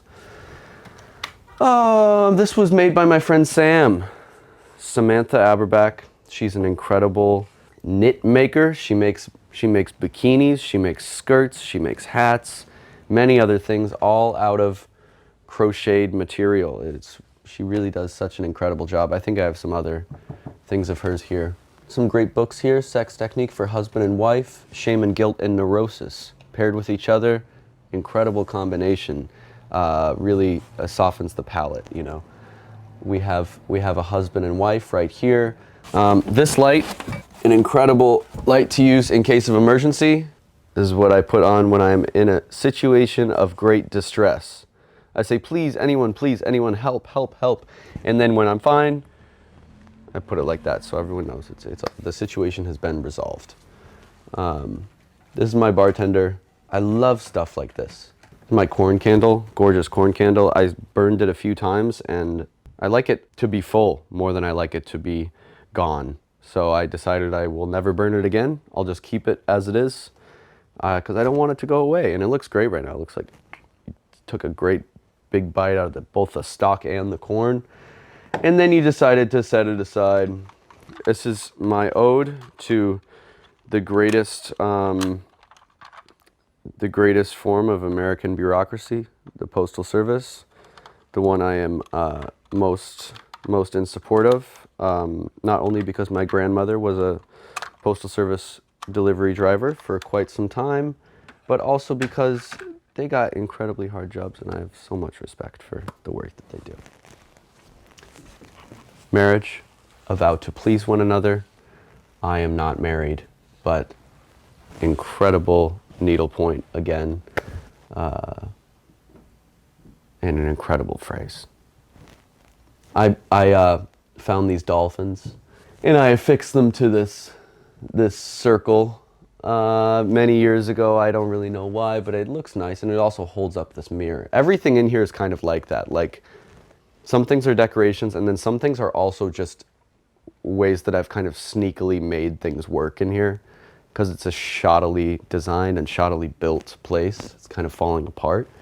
And so it was either this or an ugly plank of wood, and I chose this instead, and I made it work. This is the sign from the laundromat in the 80s. It is also kind of decaying, but it's an incredible sign. I found it in the basement. My landlord was not happy that I took it from the basement. But it was getting rained on. It was, you know, getting soaked. It was nasty. And so it needed a new home, or it needed the same home. Actually, it needed a return home. So I put it up. This marlin has fallen many times. He is beat up. But again, I love animated objects. I love inanimate animals, inanimate people, little figurines, anything, like my bartender, like the couple in the car, like Catman, like the turtle. I love things that look like living things but are not, because to me they are kind of still alive. Especially this guy. This guy is one of the most alive, non-alive things I have in here. Look at him, he dances. So I actually used to sleep right here.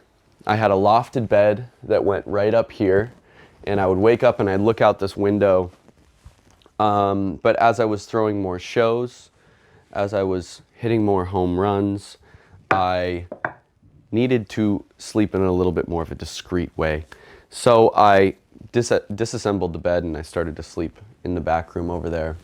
But yeah, this used to be kind of full of this big bulky wood frame bed that you may have seen in another video of this space. But now it's kind of just like this sitting and lounge area. And also what I didn't address before is this laundry machine. This is where I do my laundry. That's why my blankets are on top of it now. They're clean. They're so clean. They smell great. And I take it out of here and I hang the laundry up here along the ceiling, underneath the pipes. In the winter, it's great because the pipes get hot and they just dry the clothes immediately. This is a fake wall. It was from some sort of film set. You know, this is the kind of stuff that I build for work. It flats, fake walls, things. This looks like a sound panel. It is not a sound panel. The sound goes right through it. It's completely hollow. It's just made of Luan and little 1x3 battens. My grandmother gave me this because she felt it was too scary. But this is Medusa. It was made in Greece, probably like in the 60s or 70s. It's all handmade. It's gorgeous. My grandmother thought it was evil, but I don't know. I had a friend recently tell me that this place has a knack for cleansing cursed objects. And so maybe she was cursed at one point, but now she's just a friend. Look, she's holding my hand. She's not pulling away at all. I light incense beneath her. She doesn't even flare her nostrils or freak out. There's no demon in her. She's all right. She's all right. I swear. She's not going to hurt you. She's okay. I was passing this house. This couple was moving out. I saw this painting and I said, God, what a beautiful painting. And this, you know, bless the mother's heart. But this young man said, my mother painted it and I've seen it too much. You can have it. And so honestly, that guy sucks. Why would he do that? It's a beautiful painting. His mother made it. Give it to your grandchildren. But you know, I was happy to take it as opposed to it going in the trash. I say shame on that guy, but I will immortalize this thing. It is one of my favorite paintings. It's one of the only things painted in here that I didn't paint. But you know, it looks like an abstract painting, and then you look and you realize that all these people are enjoying themselves on the beach. It's like this, I hate talking about art. I hate when people talk about art. So I don't want to talk about this outside of just saying that it's perfect. It's a perfect painting. One of the most perfect paintings I've ever seen. My dad got me this banjo when I was 18.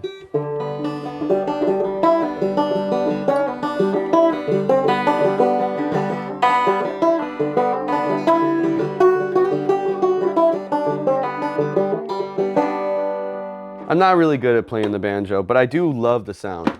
It's just the most resonant string instrument, really, really cool. It's got a snare drum on it. Who thought of that? Gorgeous. This is my girlfriend, right here, Bailey. She used to live here with me. Now we're about to move in to another place together. But I painted her, this was maybe back in 2018. I painted her on this plank of wood and I put the mirror next to it. so I could always, before I walk out the door, see myself with her. If you look in the mirror as you're walking out, you can see your face next to her face. I did it for whatever reason, because I love her. This is how I get the drums down. These are my stands. There's a floor tom, a kick, and a snare. Cymbals are down there, but almost everything you need to play a drum set, a functioning rock and roll drum kit, is all right here. I also have a plethora of things up there. Couldn't even tell you what they all are, but moving out this week, I'm definitely gonna find a lot of stuff that I forgot about up there, because when I don't want to think about something, I take it like this, and I go like that. That'll be up there for a couple years. I've lived here almost 6 years. I think I've had 18 people stay with me while I've been here. All those people staying anywhere between a month and 6 months. So there's been a lot of overlap between roommates, and now finally I'm leaving. I'm not going to abandon the space, at least that's not my intention. I'd like to keep hosting people who are passing through town, also hosting video shoots and poetry readings and things of that sort. It's been a roller coaster figuring out what works in this space. You know, sometimes a party will get too raucous, sometimes a reading will not have a great audience turnout. Sometimes it's too few, sometimes it's too much. And so I hope to use that knowledge as I continue on to inform the space with like even more successful events, even more kind of fluid gatherings. Almost over 6 years, almost nothing has been a disaster, but I think I know better after all this time how to throw an even more intentional gathering that's kind of suited for this space, because it's a small space. There's a silent aesthetic that I ascribe to. I couldn't draw it out on paper for you. It's somewhere between bohemian and gypsy and antique and bourgeois. I don't know, it's when I look at something, I know that it's not me. It's just like painting. You know, I paint a lot, and sometimes I'll try to paint in another style. Sometimes I'll try to make a song in another style. I'll try to mimic someone else. But when I step back and I look at it, it is always kind of solidly me. And I have always struggled to say in any sort of collected statement what solidly me means. But looking at the space and looking at my paintings and reading things that I've written, it all falls under a similar kind of absurd lens. I'm also incredibly humbled by the things that just show up here. I mean, half the stuff you see in here is free.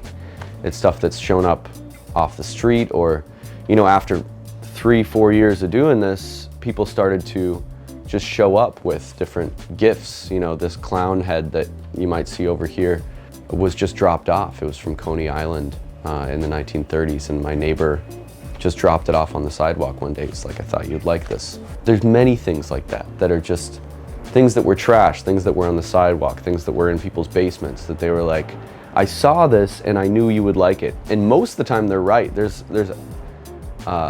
very few times that people have brought over a gift or an artifact and I've said, I'm sorry, I really don't need that. Like, people know what I want better than I do a lot of times, and maybe that's just a testament to the amount of things that I actually like, you know. So much of the design in here has also been informed by seeing how people come into a space, you know. I watch people when they come in, where they kind of stop and where they might want a seat. And so next time after they leave that night, I go, okay, well, there needs to be a seat over here, because people kind of congregated in this area for whatever reason, and there weren't enough seating places, you know. And so this is what you see here is 6 years of understanding how people fill this room and how people enjoy themselves in this room. I love to constantly be reorganizing, redecorating, and for as long as I'm here, I'll never stop. That's my projector screen. It used to belong to an artist called Jeff Koons. I don't like Jeff Koons. I don't support Jeff Koons. He makes dumb balloon creatures. I don't like them. But this used to belong to him in his studio. It remained in the studio, and then some people I knew moved into that studio, and they'd been there for a long time, and they sold it to me for, I think, 50 bucks when they were moving out. It's 12 feet wide. I can't even fill the screen with the projector that I have right there. You'd have to get very far away from this thing to fill the screen. It's huge. It's beautiful. I think it's from the 50s. It's my favorite projector screen I've ever had. I don't think I'd ever sell it. This is where I've been sleeping for the past few months. I got rid of the bed in an effort to encourage myself to move on, to stop living here, to move somewhere else. And as of today, actually, I will be signing a lease on a new apartment. I was sleeping here the past 3 months, but I knew I needed to leave. I knew I needed to give this space to other people, to let people kind of come in. I'm still gonna, be throwing shows here, but I don't need to be sleeping on the couch. I don't need to be sleeping in a bed in there. The bed's gone from there. That was the bedroom. Now it's just a little studio room. This couch has been fine. I don't particularly like this couch, but it's a good color.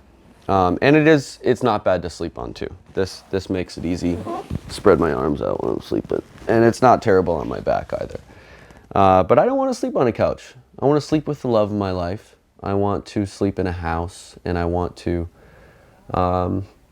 make this place more of an inviting atmosphere for other people. And I always felt that me living here was kind of a novel part of the space that actually detracted from other people's ability to kind of exist and experiment with the space. And so I want to open up to other people. This is a banana. Someone left it here. This is my friend's publication. It's called The Goose Egg. Local New York people-run paper. Incredible. Look it up if you'd like. The Goose Egg. This is issue 2. I think they're on to issue 3 now. They had their release party here. That's the kind of stuff I want to do more of. Like homemade magazine, newspaper, release parties. Perfect. This is this great incense pagoda. The top to it is somewhere, but this is one of the older things I have in here. It's from, I think, the mid-19th century from Japan. Gorgeous. This is my favorite era of music. This is one of my favorite years in music, 1977. This is James Taylor, Linda Ronstadt, and Peter Asher. Also, Graham Parker for bonus. And Steely Dan up there in the corner. Also an article by Cameron Crowe. I don't know if that means anything to anyone watching this, but all those people have played a part in my understanding of the music that I love. And I love Rolling Stone magazine, especially when it used to be printed on soft paper like this. I love old magazines. This is a fundraiser we're having tonight to keep this place alive. A bunch of people will be performing. I'm sure I'll be very stressed out. It'll be a long day. It's supposed to rain. We have, looks like 11 performances. We'll see if they all show up. There'll be food and drinks. It's a really tall order for a space this small, but I think we'll make it through. I need to raise money to cover the rent here if I am to keep this going and also pay rent at another apartment. This is my turf. I bought this for a music video that I designed a few months ago. It is the easiest carpet to clean that I've ever had. It's plastic. It vacuums right up. Nothing gets particularly stuck to it. It all just comes right off. I can take a vacuum over it and everything just comes right up. It is an incredibly kind of self-irrigating material. I can pick it up, I can shake it off outside. It's not fabric. I never thought I'd love something plastic so much. And it also feels like being outside, especially when the door's open. I let the breeze flow in and I just lay on my grass and I love my life. I love my life more than I ever have on this floor with the grass here. Perhaps I'll find a better arrangement someday, but I love the grass for now. And also, it's great for kicking a ball around. I grew up very poor in between Minnesota and Texas, and I grew up with a single mom, and she was incredibly resourceful. She was homeless shortly before I was born, and so she was very accustomed to dumpster diving, kind of being an expert scavenger. And so we would, I would be in dumpsters with my mom as a kid, and we'd be picking out things that were just colorful, things that were shiny, things that would kind of highlight the home. Yeah, I'm excited to tell people after this about what it was like to live in a storefront, to have people come up to your door expecting to buy something, expecting to just walk in, especially late at night. Oftentimes I'll have people very confidently walk in here. I've been sitting on the front step before and had people step over me because they think that I'm just a patron here as well. I hope most importantly to impart that kind of sense of openness, that sense that, people are not scary, especially when you have something disarming to offer. There's a way to approach every person in this world, no matter how violent, no matter how irate. There's a place where they feel comfortable, and sometimes it just takes a certain degree of confusion to make someone feel comfortable.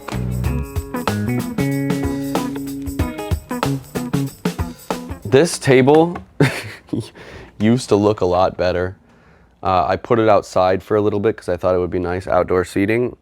Not acknowledging that the bottom of the Formica that is no longer here was particle board, and it got all blown up and twisted and warped, and I had to throw out that portion.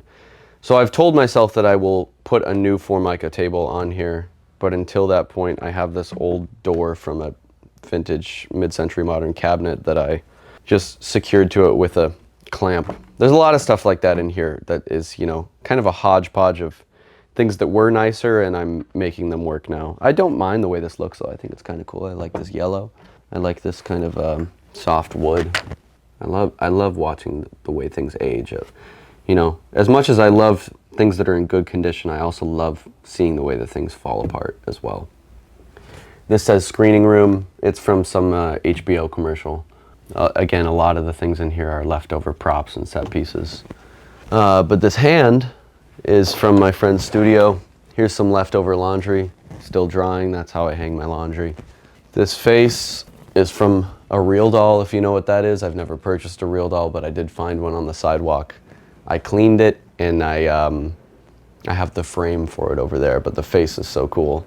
This is my little music station where I play all of my songs through, and when I have shows, I'll put a microphone through these speakers up here. I'll run a mixer into this stereo. Yeah, I got a lot of loose tapes. My record player is actually broken right now, which is a real shame. It usually is up here, but I have to fix it. There's a rubber band that snapped inside.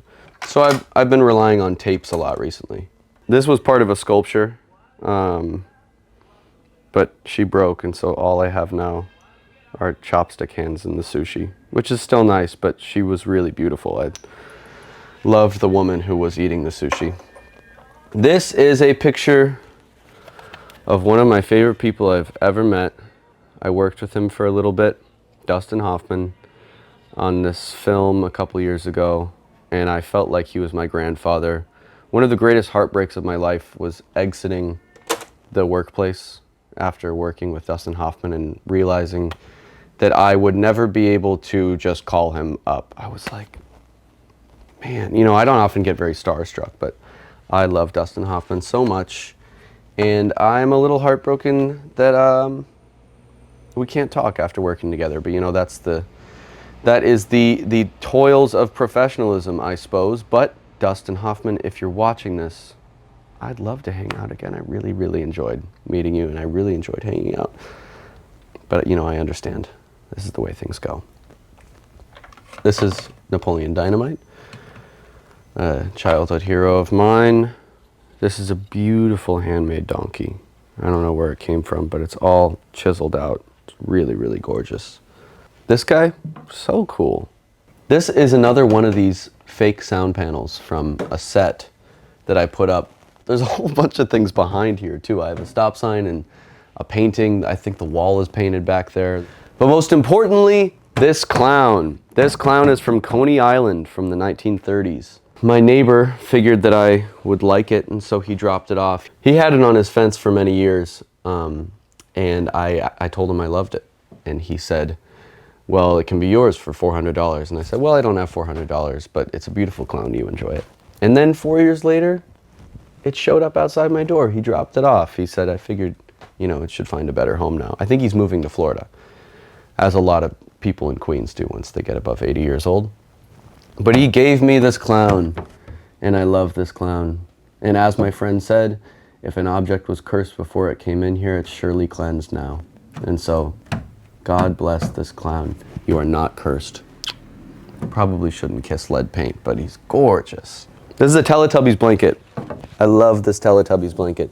I found it at the Goodwill bins for about 50 cents. But look at that scooter. Gorgeous. The use of color on this blanket, perfect. It's 100% acrylic. This 3-tiered console was used as Dustin Hoffman's stereo console in the movie, so that's why I have his picture on it as well. Because in the movie, this was his, and in real life, it's mine. But I always want to pay tribute to Dustin, my great lost friend. Oftentimes, when people enter, they'll say, "How did you do this?" Which is flattering, because I like, you know, I think the intention is to create a certain sort of sense of confusion that ideally dwindles into comfort once you become exhausted by confusion. The greatest compliment is the other side of that confusion, that situation where they eventually just kind of fall into a chair. The greatest compliment is someone seeing a stranger end up like this, just enjoying themselves. That's the greatest compliment. And it's happened often. It happens many times a week. I love seeing people just fall into joy and leisure here. This is my favorite chair I've ever owned. It's so gorgeous. What a crazy shape. So low to the ground, so wide, so comfy, so great for hanging your legs over, thinking about while you hold your duck, your mallard. This is also happens to be under the projector, and the screen is over there, so oftentimes this is like my movie chair. This is Braulio. This is my son. I got him in Vilnius, Lithuania a couple weeks ago. I went to Europe to walk around and I found Braulio and I took him home. But look at that. Don't we all wish we could do this? These are my movies. Most of them were free as well. I collected them. I also have various little goodies in here. This is a bag of chips that I made. There's no chips in here anymore. They were eaten. But this was for a short film that I'm releasing right now called Papa Cheetaman. It's it's kind of a depiction of this place where I play this guy, you know, who has a bunch of children in here and he needs to feed them, but he keeps getting exhausted and they keep getting exhausted. So he's seeking something that is eternal sustenance. And these chips in the movie are the answer to that. They are Salamander Corntooth's Wobble Bobby Bittables, the only chip that guarantees eternal life. That was the plot of the short film. It'll be out online soon. These are movies that I admire. Some of my favorite movies are up here, such as, oh, wow. I had no idea that was there. What a blessing. Right next to my favorite movie, War of the Gargantuans, a great Japanese monster flick from the 60s. One of those movies where the monster is constantly changing size. At one point he's 10 feet tall, another point when he needs to be, when he really needs to be, when the military comes out to get him, he is like 120 feet tall. Also, this one's nice because unlike a lot of monster movies, there's romance in this one. There's a male and a female monster and they are in love and they care for each other, which adds some warmth to a cold and dire situation. One of my favorite movies ever, R. Kelly, Trapped in the Closet. This is just chapters 1 through 12. If you haven't seen it, incredible piece of cinema history right here. The greatest shows ever made, Wallace and Gromit. There aren't many episodes of it made, sadly, because the warehouse burned down, as I'm sure you know. but these are valuable and very precious items that I have. One of my favorite authors, Thomas Pynchon, a great psychedelic kind of absurd author from the 60s and 70s. This is not my favorite book by him. I love Crying of Lot 49. I don't know if it's up here or somewhere else, but I really, really love that. But my favorite book of all time, I'm embarrassed to admit, please don't judge me, Crime and Punishment by Fyodor Dostoevsky. It's a perfect novel, front to back. If you disagree with me, I hope you've read it. Right next to a Coca-Cola bottle, a broken yashica, and this Civil War Union soldier. I love figurines. I love dolls. I love them all. This is a street sign. It's actually the result of a car accident. My neighbor found it after a car ran into the pole. It fell on the ground, and so he picked it up. He actually wired it up. And I've rewired it and wired it a couple times so I can get the hand on there and then the person. I really was experimenting with wires more than I should have been, trying to get both the hand and the person at the same time, but I couldn't get it. So I just stuck with the person because it's, you know, saying walk is a little bit nicer than saying stop. So I wanted to encourage movement here. But also, this is kind of the part of the room when people come here that I would rather not people go in, because it's a tight, tiny little kitchen. And so I put kind of obstructing objects here generally to dissuade people from going this way, because it's just too tight and it just gets really messy when people get back there. But this people sign is from an expo where people had a booth and they had this made by the shop nearby. Again, that's like very similar to a lot of the work that I do. And they were throwing it away after, as many of these things do. These productions cause way too much waste. They throw away way too much. And I am standing in the way between productions and waste. I try to take everything I can off of a film set. I try to take food, I put it in the community fridge outside. And if there's a prop, I'll take it. Give me your props. Give me all your props. Give me your supplies. Give me anything. I'll take paper. I'll take clumps of paper because I know that I'll use them someday. And especially this people sign. I love it. This is also, one of the people in the people sign is one of the original Barbies. This Barbie's from 1963. A scene of the out front area painted by one of my best friends, one of my dearest friends, born 4 days before me. Her name is Ellie. She used to live here with me.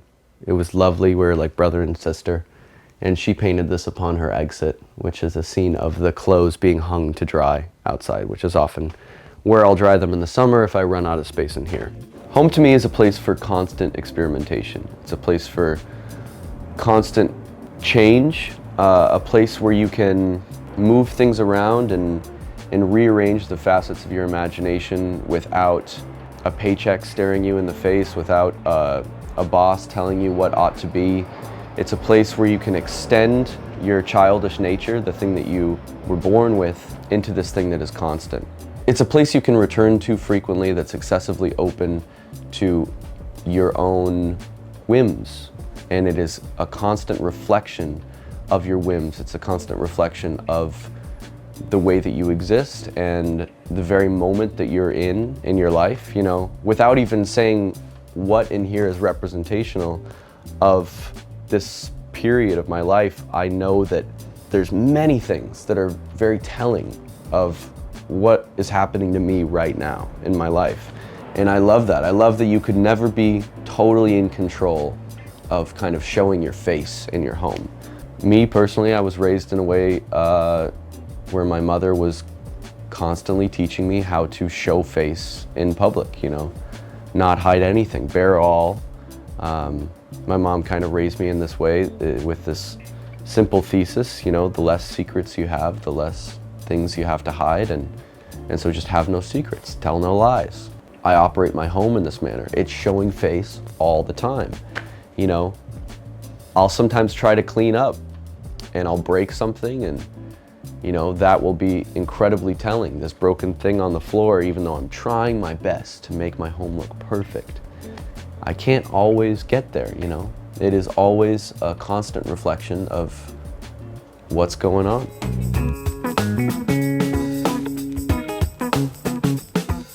This is the outside, but this is the community fridge. People leave free things outside of it for other people to take. And inside the fridge, people leave food. We got applesauce, green beans, and some cucumbers right now. This outdoor seating space is really useful in the mid-afternoon if my neighbors want to come have lunch here. It's also very useful in the evening if I have an event. People hang out here. This is my favorite chair, favorite outdoor chair that I have. Beautiful 1960s lawn chair, reclining lawn chair. These are my plants. This fig tree has died every winter for like the past 4 years and then come back again in the summer. I believe in taking some care of my plants, but it's also lovely to see nature work its own course, especially when you leave them outside. This will be my Christmas tree this year. The key to buying a good Christmas tree for me is to buy a bunch of plants for a music video and then return all but one to Home Depot. And then you basically get it for free in the end. This was my friend Sam's car. It's a little Kaufman K car in a way, but it's not actually a K car because it's made in the US. It was an old meter-made vehicle, but it is now out of commission and it's just been here for a little bit. We need to fix it up and get it out soon. This piano used to be inside, started to fall dangerously out of tune. Oh wow. And it's falling even more out of tune as it's out here. But you know, I love watching things decay, and even here it still serves a purpose. People sit on the bench here. Sometimes if I have like a little vendor's market, they'll put their things they want to sell up here. It's a cute display in a way. These are all fake flowers. I love fake flowers. You don't have to do anything to keep them alive, and like the grass, it embodies life, but there's no life at all. Much like this picture of fake flowers as well. Or a picture of real flowers, who knows? This hot dog sign I found in Red Hook. It was outside of a factory, one of these warehouses that kind of housed the storage of vendor carts and things like this. They were throwing this away because it was kind of beat up and old. I asked them if I could take it and they said, have at it. So I grabbed it and it's been up here for maybe a couple years now. But I get some people who think that I sell hot dogs and I don't. But maybe I should because it's a perfect advertisement. It also matches the colors of Brothers Wash and Dry. Our team colors here are blue and yellow. Love the colors blue and yellow, and full support of blue and yellow here. Even here, I spray painted this blue and yellow. This is a candy machine. There's no candy in it, but it's really cute and I love it. And so I leave it out here, and unfortunately people ash on it, but you know, what are you gonna do when you leave something outside? People use it as they will. Everything that I have outside, I fully expect to be either messed with or taken at a certain point. Many things have been put out here and then taken shortly after. It's all right. It's the way things go. I expect things to come and I expect things to go, and they do all the time. But this is my corner. This is a plane flying overhead.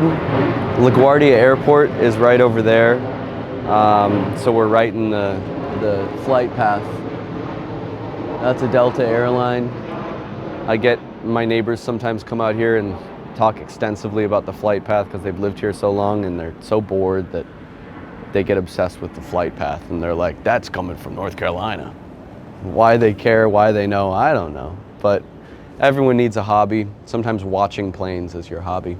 At night it's lovely. I turn on these lights and people sit out here, people congregate. My neighbors will come over, we'll have a chat, we'll have a conversation, we'll have a drink or a meal. It's not uncommon for us to kind of be out here, kind of just chattering at around midnight, but it usually ends around then. Try to not have too many late nights here because there's a fine line between being a community space and a party house. And I always want to avoid being a total disruption to the neighborhood. Homeworthy, it's been a pleasure, but I'm tired and I gotta clean. I got an event in T-minus 2 hours. They're gonna be here soon. Please, leave.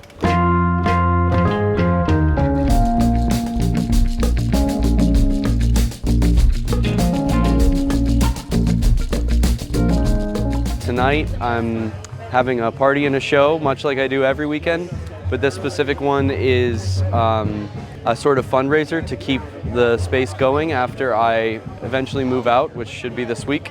It's been a great place to throw shows and have people, and all I want to do is keep doing that so it can continue on. This is my best friend Austin. He has been basically doing this with me the entire time that I've been doing the laundromat. We've put on shows here. We've done 2 like short plays here. Yeah. Three. Yeah. 3 short plays here. We've filmed a variety of like little segments here. We did a lot of birthday parties here. We did a podcast for a while. Yeah. But definitely a major confidant in the laundromat narrative. Yeah, it kind of feels like we grew up here a little bit, or became like young adults after college.